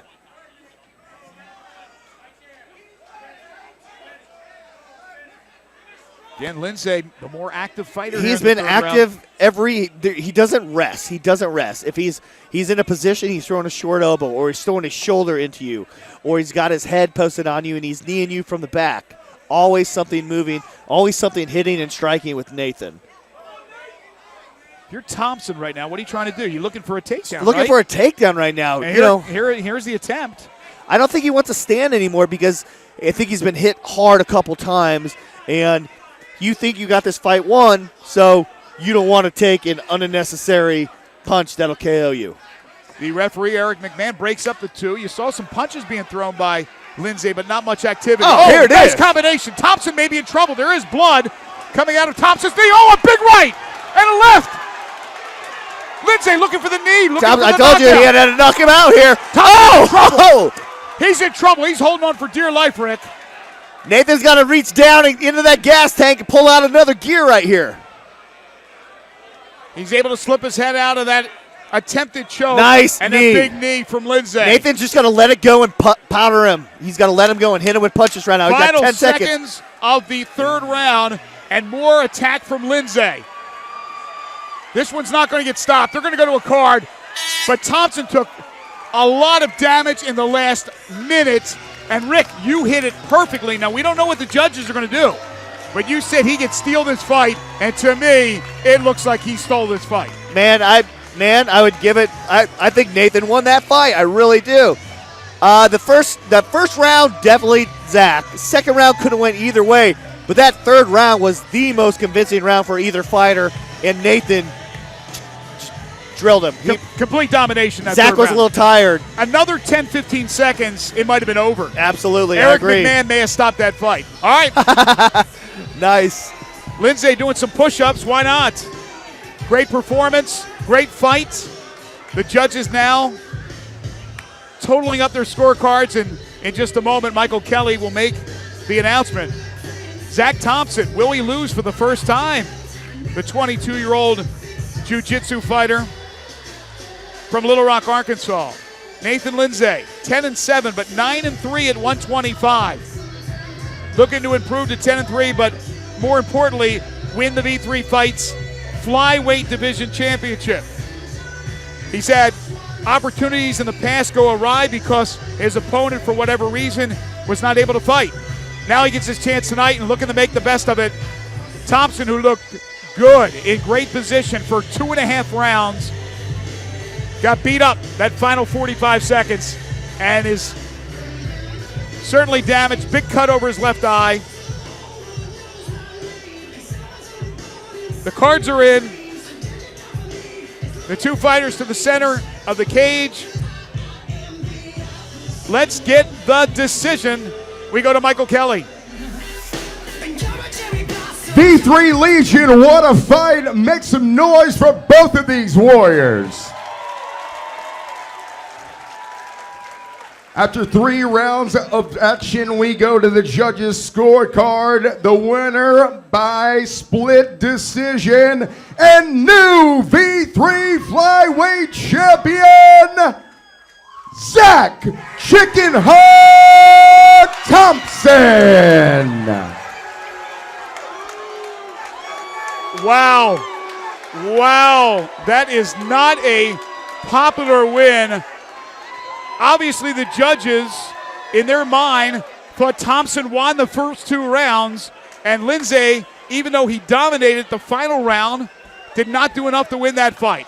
A controversial victory here for Zack Chicken Hawk Thompson, and now a few words with our new V3 Fights Flyweight Division champion. Here with the winner, Zack Thompson. Man, how you feeling? I'm tired. You look tired coming out of that third round. Tell me through kind of what happened. Well, I got tired from kicking his ass the first 2 rounds. Well said, man. Yeah, man, I just want to want to thank my coaches, Matt Hamilton, Rolly Delgado, TJ Brown, Westside MMA, Raw Strength and Speed, Innovative Spine Rehab, my mom, my dad. Thanks, guys. Man, you look great in here. You look really fast coming out. Your punches look super crisp. Did you know you had a speed on them? Yes. Well, you're tired, man. I'll let you get back to celebrating. Congratulations on the win. You know, you're new champion. So how you feel about being the new champ? I feel great. Next thing for me, going pro at 115. So I'm excited. There you go. Well, good luck. Hopefully we'll see you again in the future. Your winner, new champion, Zack Thompson. As I mentioned before the fight, Zack Thompson had decided that at 115 pounds will be his next move in the pro ranks. So as Mike Kelly talks to the crowd here at the Fitz in Tunica, Mississippi, Zack Thompson says he's going to turn pro. So he will follow through, but he will turn pro at 115. So his reign as V3 Fights flyweight division champion will obviously be short-lived as he's going to trade in the belt for the pros. But he does get the victory, a controversial split decision win for Zack Thompson. Short break, short intermission here in Tunica. When we come back, the V3 Fights lightweight division championship, followed by the V3 Fights women's bantamweight division championship. Keep it right here, V3Fights.com.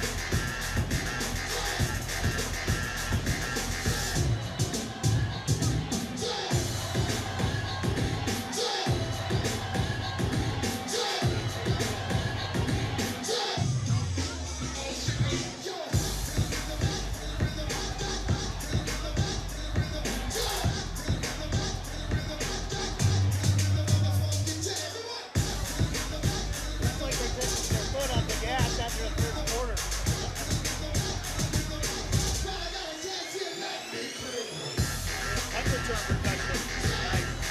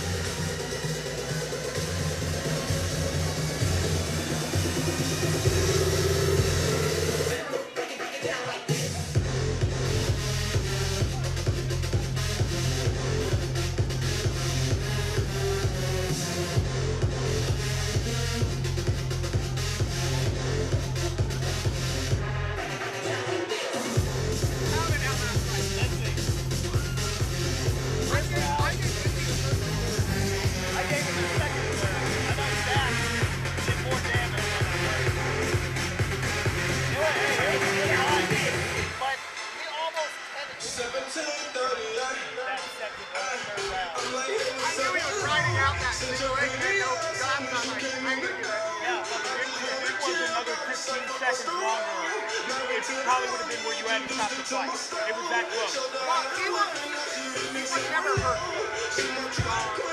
Yeah, I got it. That one right hurt him. You can't really tell. He kind of guarded me. This is going to be an action. Here's the other thing, too. We gave the winner, we gave the first round. The second round was close. Obviously, the third round was a crush for the guy who lost. And I know he had his takedown each of the first two rounds. But I don't think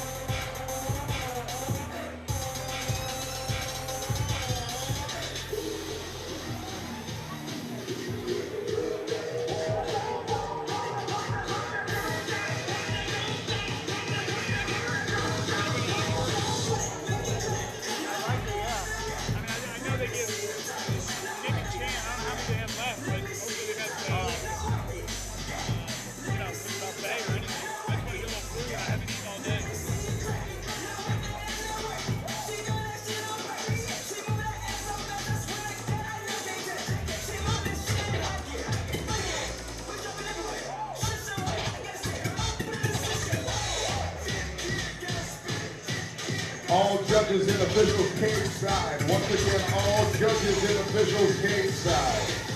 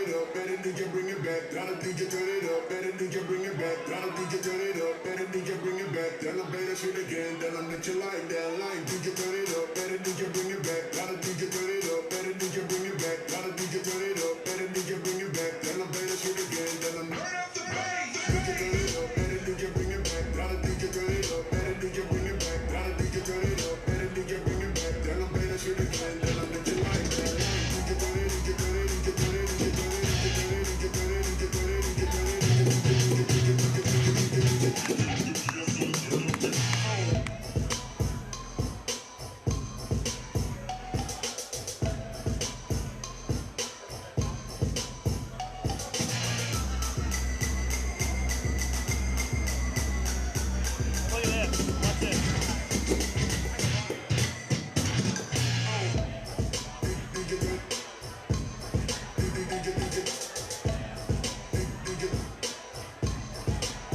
That was a great 60 seconds. You didn't stop throwing punches. Huh? You didn't stop throwing punches. Look at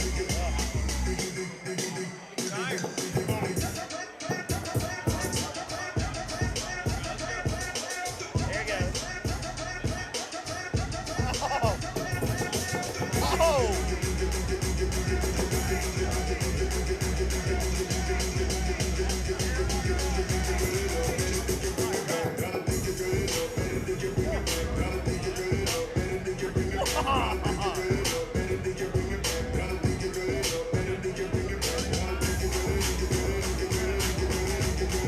That was intense. That guy did good, man. That was awesome. Where was that tonight? I think so. Who was it? Who was it fighting? I don't know. They just posted that. That's sweet. That's crazy.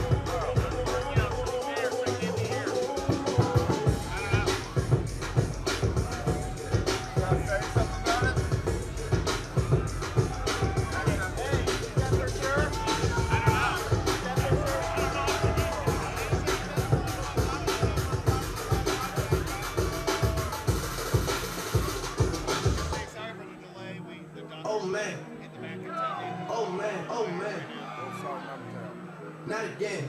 That might be it though. That might be the walk-in. Yeah, I learned the game from William Wesley, you can never check me. Back to back for the niggas that didn't get the message. Back to back like I'm on the cover of Lethal Weapon. Back to back like I'm Jordan 96, 97. Whoa, very important and very pretentious. When I look back, I might be mad that I gave this attention. Yeah, but this man had me on my guys. Right there. Yeah, and fuck you left the boy no cause. You love it and you gotta get a word to it. Fight fans, we thank you so much for your patience. Dr. Brody is in the back tending to one of our fighters right now. We will start momentarily. Once again, thank you so much, V3 Legion, for your patience. Once again, Dr. Brody is in the back tending to one of our fighters. We will start momentarily with the co-main and main events of the evening.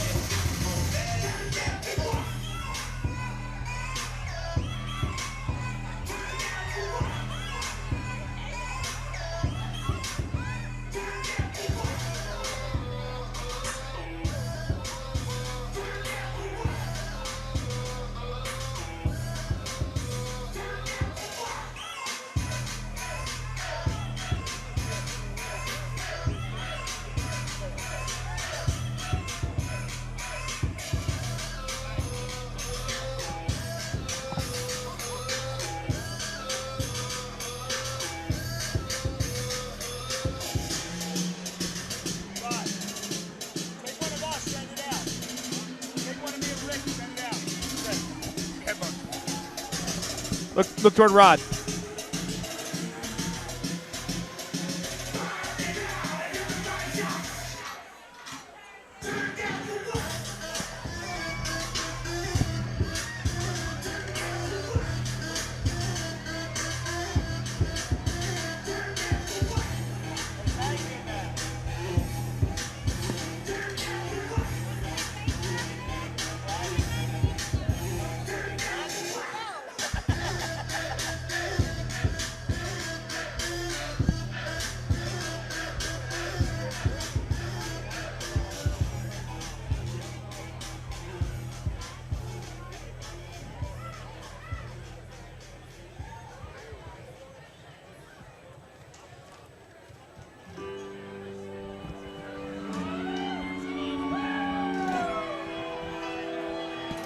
Welcome back, everybody, to the Fitz Casino in Tunica, Mississippi. Greg Gaston and Rick McCracken cage side for a great evening of V3 fights. First time ever in the Magnolia State. We've had 4 terrific fights, and we have our co-main event and main event still to come. We appreciate you hanging in there with us tonight. We had a little delay because of one of the fighters that had to be taken care of by our cage side physician, Dr. Jonathan Brody.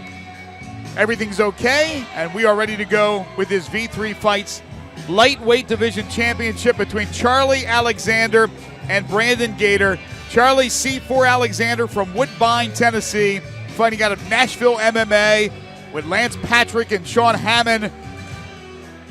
He's trained with Ben Brewer, I should say, and George Medina. Nathan Lindseay, who fought in a championship fight a little while ago and lost a tough one in a split decision. And Justin Hartley, he has a pair of wins in the V3 Fights cage, and he wants nothing more than to win this thing, win the title, and move on with his career. Man, this is one I have been waiting for. Charlie Alexander, man, C4. He's tough. Training out of Nashville MMA with Charlie, or with Sean Hammonds and Lance Patrick over there. You know, Nathan Lindseay, who just had a title fight earlier. But he brings a lot to the cage. He's explosive. He's fast. He hits hard. He's got great jiu-jitsu. And he's got a big opponent tonight. He also happens to be a Nashville cop. Started MMA when he was 17. The tail of the tape shows a 7-3 record, 5'8", 154, 24 years of age. He calls himself a sticky hands fighter. How would you describe a sticky hands fighter? Maybe his hands always stick on the face. They hit true. If I had to kind of guess what that meant, that's what I'd throw out there. Well, there's C4, Charlie Alexander, and now let's get set to meet his opponent, Brandon Gladiator Gator from Memphis, Tennessee, and UFC Jim Cordova. Will be cornered by Jason Aldridge. Mike Cook, he is the current V3 Fights lightweight division champion. He won the title in November of 2014. He is 6-1, 5'11", 154, so he'll have a 3-inch height advantage over Alexander, a freestyle fighter, and he's 27 years of age. His only loss was to Louis Pena. I'll tell you what, he ran into the buzzsaw with Luis Pena, but man, he's a great fighter. He's had a lot of good wins. He's fought some quality opponents, and he's a champion right now. So we're going to see how he fares in this fight. This is a great matchup. Stylistic, man, they match up so well. It's going to be a dynamic fight. Gator's father was a martial artist who was inspired by Bruce Lee. Not a bad fighter to be inspired by, the great Bruce Lee. Let's get the formal introduction of the two. Our champion Gator, our challenger Alexander in his V3 Fights lightweight division championship. V3 Legion, this co-main event and championship bout is brought to you by Platinum Jewelers. And it's set for 3-minute rounds in the lightweight division. And when the bell rings, the referee in charge of the action, the third man in the cage will be Eric McMahon. Introducing first the challenger, fighting out of the blue corner. He wears the blue trunks with the white and red trim. At 5 feet 8 inches, he weighed in at 154 pounds. A sticky hands fighter with an MMA record of 7 wins and 3 losses. Representing Nashville MMA and fighting out of Woodbine, Tennessee, Charlie Alexander. And across the cage, the champion fighting out of the red corner. He wears the black trunks with the red trim. At 5 feet 11 inches, he weighed in at 154 pounds. A freestyle fighter with an MMA record, 6 wins, just 1 loss. Representing UFC Cordova and fighting out of Memphis, Tennessee, he is the reigning, defending V3 lightweight champion, Brandon the Gladiator Gator. Thank you very much, Michael Kelly. And now Eric McMahon. Final instructions for the two fighters. All right, fighters, we went all over the rules in the meeting. Do I have any questions from you? I want a clean fight. Touch them up and go back to your corner. Gator says if he wins, possibly a fight at 145, and then he plans to turn pro. It's Alexander and Gator. Gator putting his title on the line. 3 rounds, 3-minute rounds. Round 1, here we go. All right, Rick, what do you expect? Man, they're going to let it fly right here. Both these guys are really explosive and fast.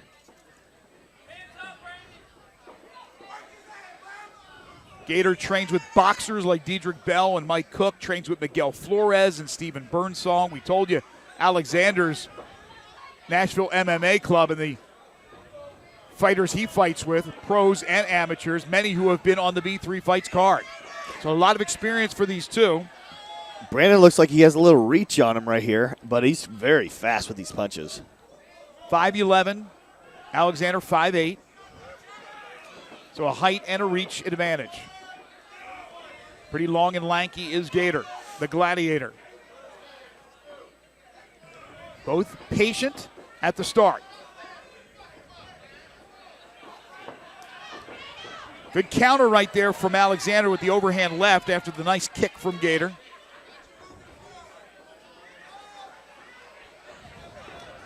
Oh, nice counter punch by Brandon. Yeah, great counter from Gator. Neither guy has really put a good combination together yet, just kind of ones and ins and outs. Very deliberate so far early on, but I like the fact that they've each had a counter. Good kick there. Alexander snapped it off, was able to backpedal, get out of the way of Gator. Up kick from Gator. Gator needs to string some stuff together. He's just darted in, done one, and darted out. Very cautious so far, the two fighters here in round number 1. Again, Gator's the champ.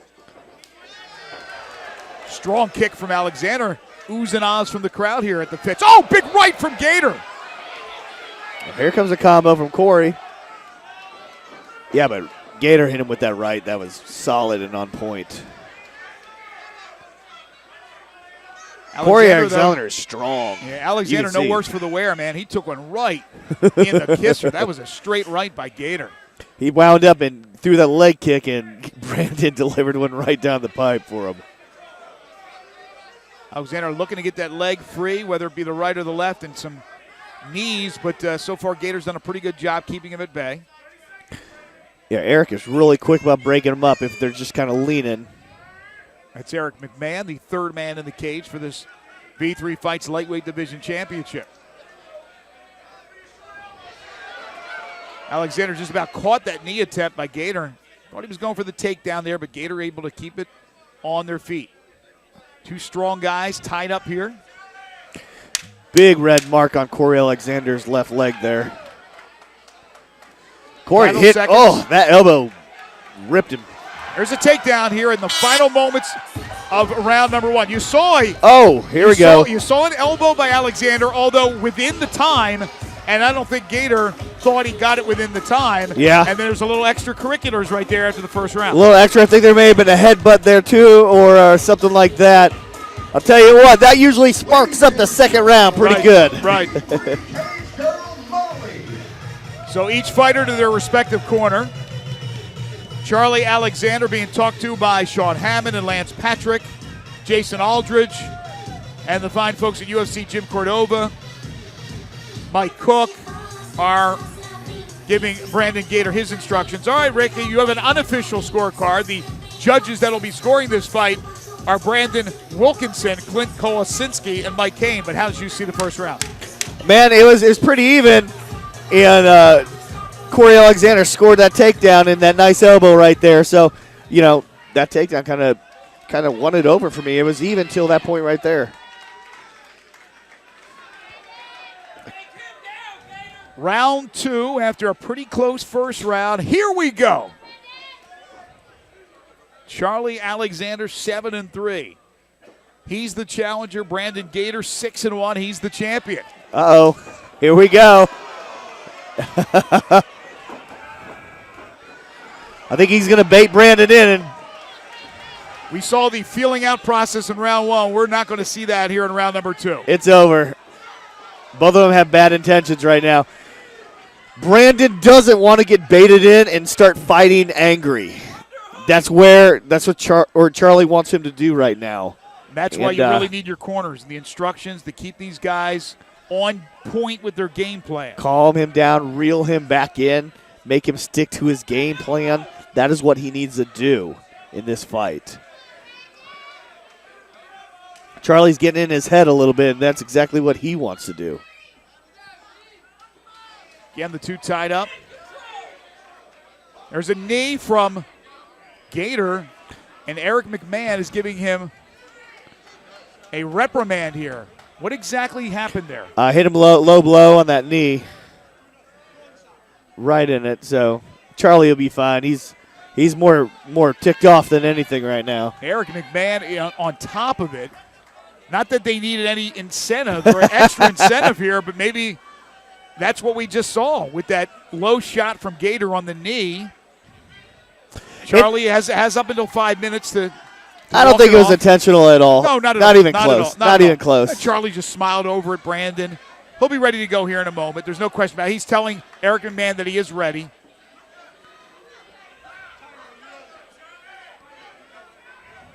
And here we go. Again, second round. They'll tap gloves. So good sportsmanship from the two. Again, Gator's crown on the line here at the Fitz Casino in Tunica, Mississippi, here on V3 Fights. Tell you what, man, Charlie's throwing those leg kicks with a lot. He's got some thick legs, too. He really does. Both these guys, big thighs. Alexander, the more compact of the two men. Just 5'8", 154. Oh, Gator connecting. Nice hit. And a takedown good by takedown by Alexander. Charlie. Side mount. It's interesting. He smiled. As soon as he got hit, Alexander smiled. Gator went in there to try to find that combination. Not find that combination, but succession. I mean, one punch and get out of the way, but that one, he was trying to get in there for more after the initial right. Beautiful, man. There's a good knee. Alexander was able to get some leverage there. And that time he's a little short with the knee. There you go. Brandon Gator needs to try to slide him over and get him in his guard. Charlie's over there just kind of hitting him with some massive knees right in the side. Question is if he can get an arm loose, we could see some ground and pound being rained on Gator. Instead, Gator trying to come back with some knees, or some elbows, excuse me, and not much pop behind those, though. Brandon, his title's in a little trouble here. That first round could have went to Alexander. It was real close. I would have scored it towards Charlie. But this second round, it's been all Alexander, man. Final seconds here in round number 2. I like that little bunny hop by Alexander. Then he gets the knee in there. He tries to get as much pop behind it. Now he got his arm free for a second. A little ground and pound. And a good, strong second round for the guy nicknamed C4, Charlie Alexander. But again, now Eric McMahon talking to Charlie Alexander. Was he just checking to make sure he was okay from the last stoppage? I don't know. He said something right to Eric right when that round ended. It kind of pointed to the back of his head or something. I don't know if Brandon Gator was punching him in the back of the head from the bottom or what. So,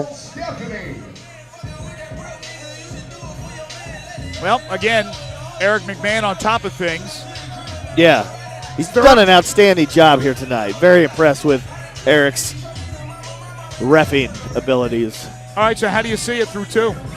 Man, Charlie Alexander, to me, has won both of these rounds. When it comes to a championship fight, Rick, the challenger's going to have to do a little, obviously, they have to show the judges a lot. Oh, when yeah. you are the challenger and you're trying to take somebody's belt. Usually in a championship fight, if they tie, usually it'll go to the champ because it's not technically supposed to be scored differently, but I think it is a little bit in the sense in round 3, here we go, that it is a champion versus a challenger. And I think the benefit of the doubt is what you were saying or alluding to would go to the champion. And the advice I would have gave Brandon Gator is you have to knock him out in this round, okay? You're down 0-2. You either have to sub him or knock him out. And he's coming in throwing hard right now. There's the takedown. Oh, that's not what he wanted. Slipped right off of that. Charlie got him. Alexander trying to get his back, get Gator's back here. But now Gator up to one leg. Actually, well, Alexander was able to slip out of that. There's an elbow, kind of a blind elbow. Yeah, hey. That hit Alexander perfectly on the chin.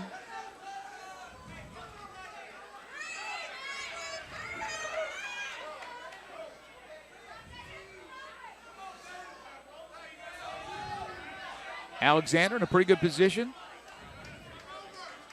going into this third and final round. He's kind of holding back a little bit. He's not trying to get his hooks in.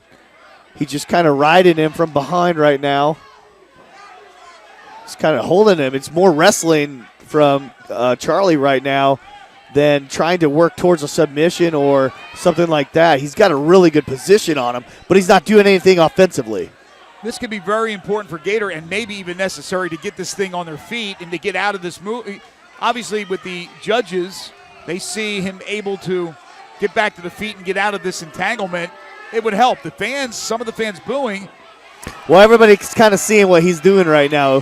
Just kind of holding on for the win. Yeah, but it's all strategy, right? Hey, if you're up and you don't want to get hit anymore and you're in a good position and the ref isn't calling it up, because you really can't be like, okay, stand him up, because he's still active in an offensive position. Right. If he's active offensively, a dominant he's not offensive position. He's not going to stand him up. But, again, you're assuming that the judges have you in front. You don't know. And, again, you're the challenger. So I'm not necessarily sure that this is over yet for Alexander if it remains like this the rest of this fight, that he wins and takes the belt. Oh, I see what you're I'm saying. all with it. Yeah. I see what you're saying. But, again, judges, stranger things have happened. Yeah, I agree with you there. Controversy already earlier tonight. So, but it's a complete domination because Gator can't get up. And he's doing enough. Alexander he's doing enough offensively that Eric McMahon has not stood the two up. Here's how I look at that.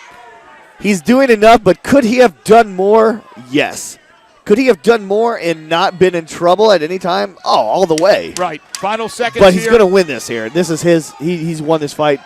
No question in my mind. Couple of big elbows to put an exclamation point on this, possibly, for Charlie Alexander, and that will do it. Did Charlie Alexander do enough, as Rick McCracken believes he did, to win the V3 Fights Lightweight Division Championship, to take the belt from Brandon Gator? And you say yes. Yeah, I think he did. All the way, man.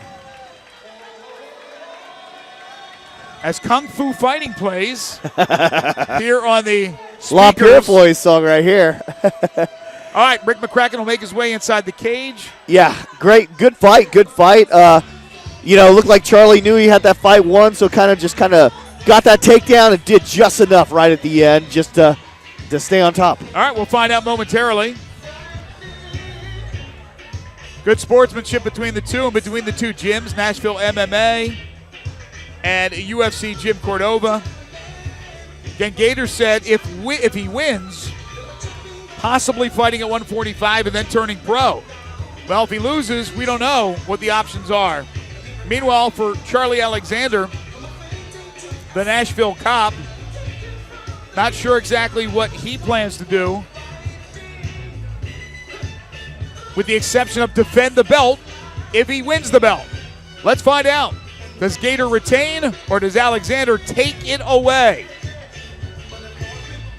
The scorecards are now in. Let's get the official announcement. Here's Michael Kelly. Ladies and gentlemen, make some noise for both of these warriors. What a fight. After 3 spectacular rounds of action, we go to the judges' scorecard. All 3 judges scoring this one for your winner by unanimous decision. And new V3 lightweight champion, Charlie Alexander. Our analyst Rick McCracken right on the money. Charlie Alexander not only takes the belt, he takes it in convincing fashion. A unanimous victory for our new champion, C4, Charlie Alexander. And now, a few words with our champion. Here's Rick McCracken.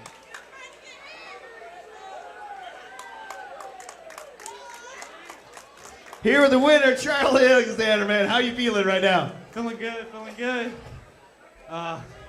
Sorry it wasn't that entertaining. I did what I did to win. That's what I do. I win. Let's go. Hey, man, first 2 rounds looked really good. Looked like you came out with a perfect game plan. Going in that 3rd round, what did your coaches tell you? They tell me to keep doing what I'm doing. Work the inside. Work my leg kicks. Get the takedown. Grind them out. That's what I do. During that 2nd round, you guys are kind of going blood sport action, a little hit for hit there. Yeah. I knew he was going to come at me. He had the reach on me. I knew he was game. He wasn't going to back down. I was ready for that. Thank you to all my teammates. Y'all did awesome. You got me ready. Thank you for all my friends. I sold out 20 tickets coming out here to Tunica. I showed up.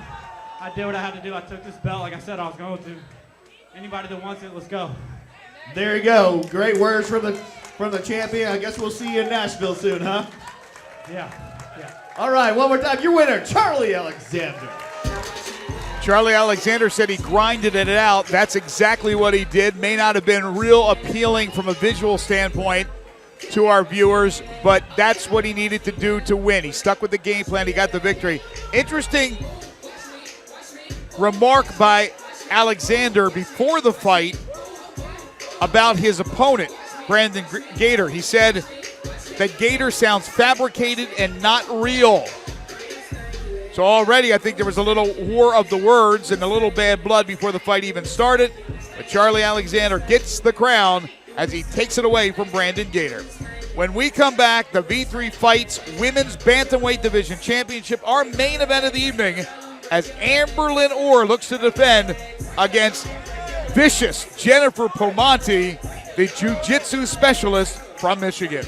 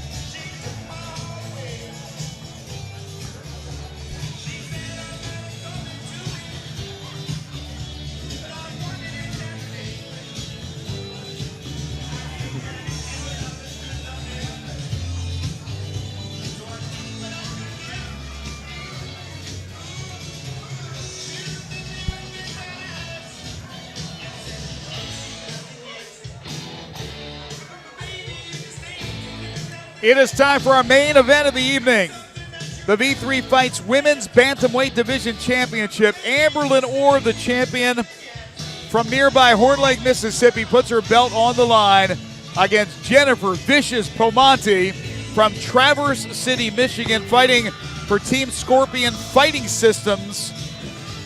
She is 8-2, 5'5", 136-pound brawler. Pomante coached and trained by James Gray. She says she's hoping to win this fight and then likely turn pro and move up to Invicta or one of those MMA professional companies and then build her pro career. But first things first, And that's looking good tonight against a very formidable opponent in the champ, Amber Lenor. But let's first talk about Jennifer Vicious Pomante. I'll tell you what, I had a chance to talk to her yesterday. She's a former power lifter, really strong. She's got great ground. She's got really good stand-up. She trains Muay Thai. She trains with 20-plus pros in her gym. They have 3 or 4 black belts in jiu-jitsu. They have Muay Thai coaches. So she has a very great team behind here training her up. She just got done training with the women's bantamweight the Invicta champion. Amanda. So, that's right. Yeah. So she just went through an intense camp with her, and so she's ready to go for this fight. Also has worked with pro fighter Andy Wynn. As you mentioned, a jiu-jitsu specialist who started fighting just 4 years ago. She will certainly be the underdog as far as the crowd is concerned, because it is a partisan crowd rooting on Amber Lenor from Horn Lake, Mississippi, and Bang Jim, the current V3 Fights champion, coached by Fred Fisher, and Thomas Vasquez, a pro fighter who also happens to be her boyfriend. She is a Horn Lake, Mississippi cop. We've had a lot of police women and police men on the card tonight. She is 10-1, 5'6", 135, a freestyle fighter. She's 23. Pomante's 25. 2 young fighters who are going to make a name for themselves in the future as professionals. And more than likely, Amber Lenor, though she has not said it specifically, she wins tonight, defends her title, could be professionals' next move. Yeah, she's right on the cusp there on going pro. So this is going to be a great test for both of these ladies. Both of these ladies are about 1 fight from going professional. We know what Amber Lenor brings to the table. She's a stand-up fighter. She's a ground fighter. She's a well-rounded fighter. I think this is a great matchup. She brings something different. It looks like Jen has a lot more power. She's a little bit more compact. Amber has a little bit more reach. She's a lanker. She's going to be a little quicker. So we're going to see what kind of prevails in this fight. Eric McMahon will be the referee. The judges, Brandon Wilkinson, Clint Kolosinski, and Mike Kane. The timekeeper, Daniel Simmons. The physician at cage side, Dr. Jonathan Brody. And the cut girl, Crystal Morrow. Our cage announcer is Michael Kelly. V3 Legion, this main event and championship bout is brought to you by the Fitz Casino and is set for 3 3-minute rounds in the female bantamweight division. And when the bell rings, the referee in charge of the action, the third man in the cage, will be Eric McMahon. Introducing first the challenger, fighting out of the blue corner. She wears the blue trunks with the black trim. At 5 feet 5 inches, she weighed in at 136 pounds. A brawler with an MMA record, 8 wins, just 2 losses. Representing Team Scorpion Fighting Systems. And fighting out of Brighton, by way of Traverse City, Michigan, Vicious Jen Pomante. And across the cage, the champion, fighting out of the red corner. She wears the black trunks with the white and red trim. At 5 feet 6 inches, she weighed in at 135 pounds. An all-around fighter, her MMA record, 10 wins, just 1 loss. Representing Bang Jim and Team Torment. And fighting out of Horn Lake, Mississippi, she's the reigning, defending V3 Bantamweight champion, Amber Lenor. Great introduction from Michael Kelly. Now, Eric McMahon, final instructions for our 2 fighters. All right, ladies, this is the main event title fight. Do I have any questions from you? Any questions from you? Touch them up and go back to your corner. Vicious Jen Pomante and Amber Lenor. Pomante representing Team Scorpion Fighting Systems. Amber Lenor, Bang Jim, and Team Torment. Orr's the champion. Pomante wants to be the champion after it's all said and done. 3 rounds, 3 minutes per round. We're glad we have you cage side at the Fitz Casino in Tunica, Mississippi, here on V3Fights.com. We got a little technical difficulty right now with the door. And there we go. Even the president of V3 Fights, Nick Harmeyer, helping out, closing the cage door. Round 1, here we go. Expect fireworks from the get-go.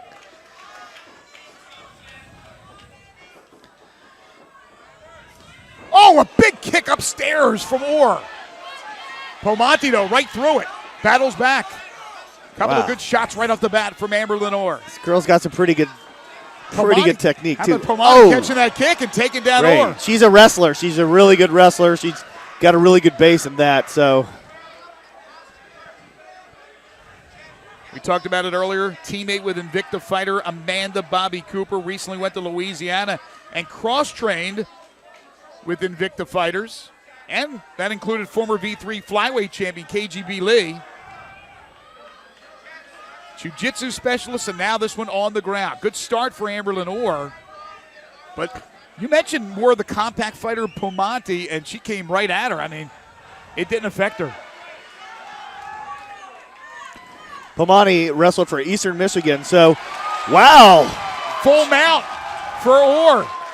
She had a really good wrestling base and then got swept by Amber Lynn. How about that? Beautiful a reversal move. of fortune there by Amber Lenor. Now looking for some ground and pound as Pomante covers up.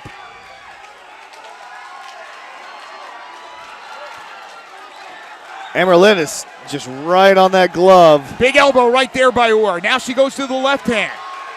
She's connecting right and left. Tell you what, Jim's got it. Pomante in trouble. Jen looks like she's about to give up her back. Amber Lenor raining ground and pound. Elbows, hammer fists, punches, right hand, left hand. Jen needs to swing around and kick It's off. over. It is over. Rick, I'm looking at your face and I'm wondering, or were you surprised it was stopped? Here's the thing. She wasn't taking a lot of damage, but she wasn't getting out of there. So, you know, you can look at it both ways. I think Eric did a great job in stopping it, but she wasn't taking good damage. Great ground and pound by Amber Lynn. You know, I mean, she was in a dominant position and just kept delivering. I thought it was a great fight. I wanted to see that go a little longer. I thought they were going to have just a barn burner out there. Well, the key to that fight, the sweep, the turnaround when she ended up in full mount. How did she do that? I didn't see it on that side. She swept her over on a side that we were blind to, so I'm going to ask her in there and see how she did that. All right, Rick McCracken will head into the cage to talk to our champion. Amber Lenor defends her title, and she does it with a first-round stoppage. Thought it would be a little bit tougher. It was not. Jen Pomante will live to fight another day, no question about it, but she absorbs her third loss in 11 decisions. Amber Lenor improves to 11-1, the V3 Fights Women's Bantamweight Division champion. Let's get the time with Michael Kelly. Ladies and gentlemen, here in the V3 cage at the Fitz Casino, we present the official time of 1 minute, 48 seconds in round number 1. Referee Eric McMahon calls a halt to the bout due to strikes, declaring your winner by TKO victory, and still V3 female bantamweight champion, Amber Lynn Orr. A very popular victory. The crowd standing for Amber Lenor, Horn Lake, Mississippi native, a policewoman in Horn Lake, Mississippi, and the V3 Fights Bantamweight champion. As she defends, there is her boyfriend, the professional fighter Thomas Vasquez. And now a few words from our winner with our very own Rick McCracken.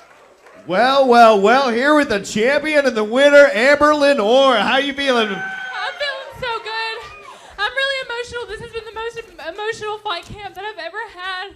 And I've just really been wanting to demonstrate some new skills and open my game. And I can't thank everyone who came enough. Y'all mean the world to me.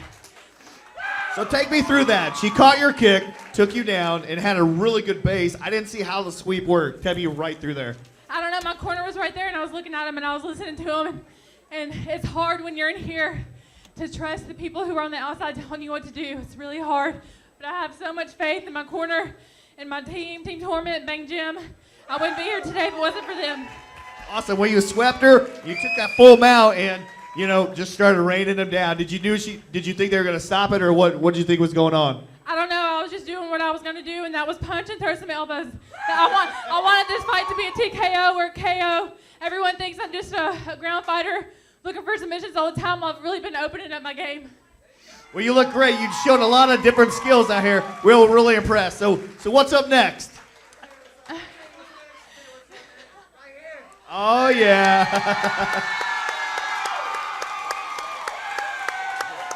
That's awesome. You sneaky Pam. Well, awesome, man. That is great. I want to give thanks to God first and foremost. I know in any of my fights, I've never thanked God, but He's really helped me a lot, helped me to get through this a lot. My mom, my family, you know, my coaches, Fisher, Mr. Fisher, Miss Fisher, everybody that comes to Bang Gym, especially V3. This has been a great time, and I'm proud to be y'all's undefeated female champion. Awesome. Well, congratulations and good luck. We'll see you again soon. Your champion, Amber Lynn Orr. What a great way to end the evening. A very popular victory for Amber Lynn Orr, who will turn professional. And folks, if you have not seen Amber Lynn Orr, if this was the first time you saw Amber Lynn Orr fight, keep that name in the back of your head, because that young lady is going to make some noise in the professional ranks. There is no question about it. It has been an outstanding evening. We thank you for coming along. Again, V3FIGHTS.com is the website. We will be doing more free live streaming of events. We have one coming up at the end of this month from Minglewood Hall in Memphis, Tennessee, so stay tuned for that. But check out the website, www.v3fights.com. Special thanks to all the folks here at the Fitz Casino for having us down here, our first ever fight card in the state of Mississippi. For our V3 Fights president, Nick Harmeyer, for my partner, Rick McCracken, all the great people at V3 Fights. Welcome back, Miami. I'm Greg Gaston. Good night, everybody.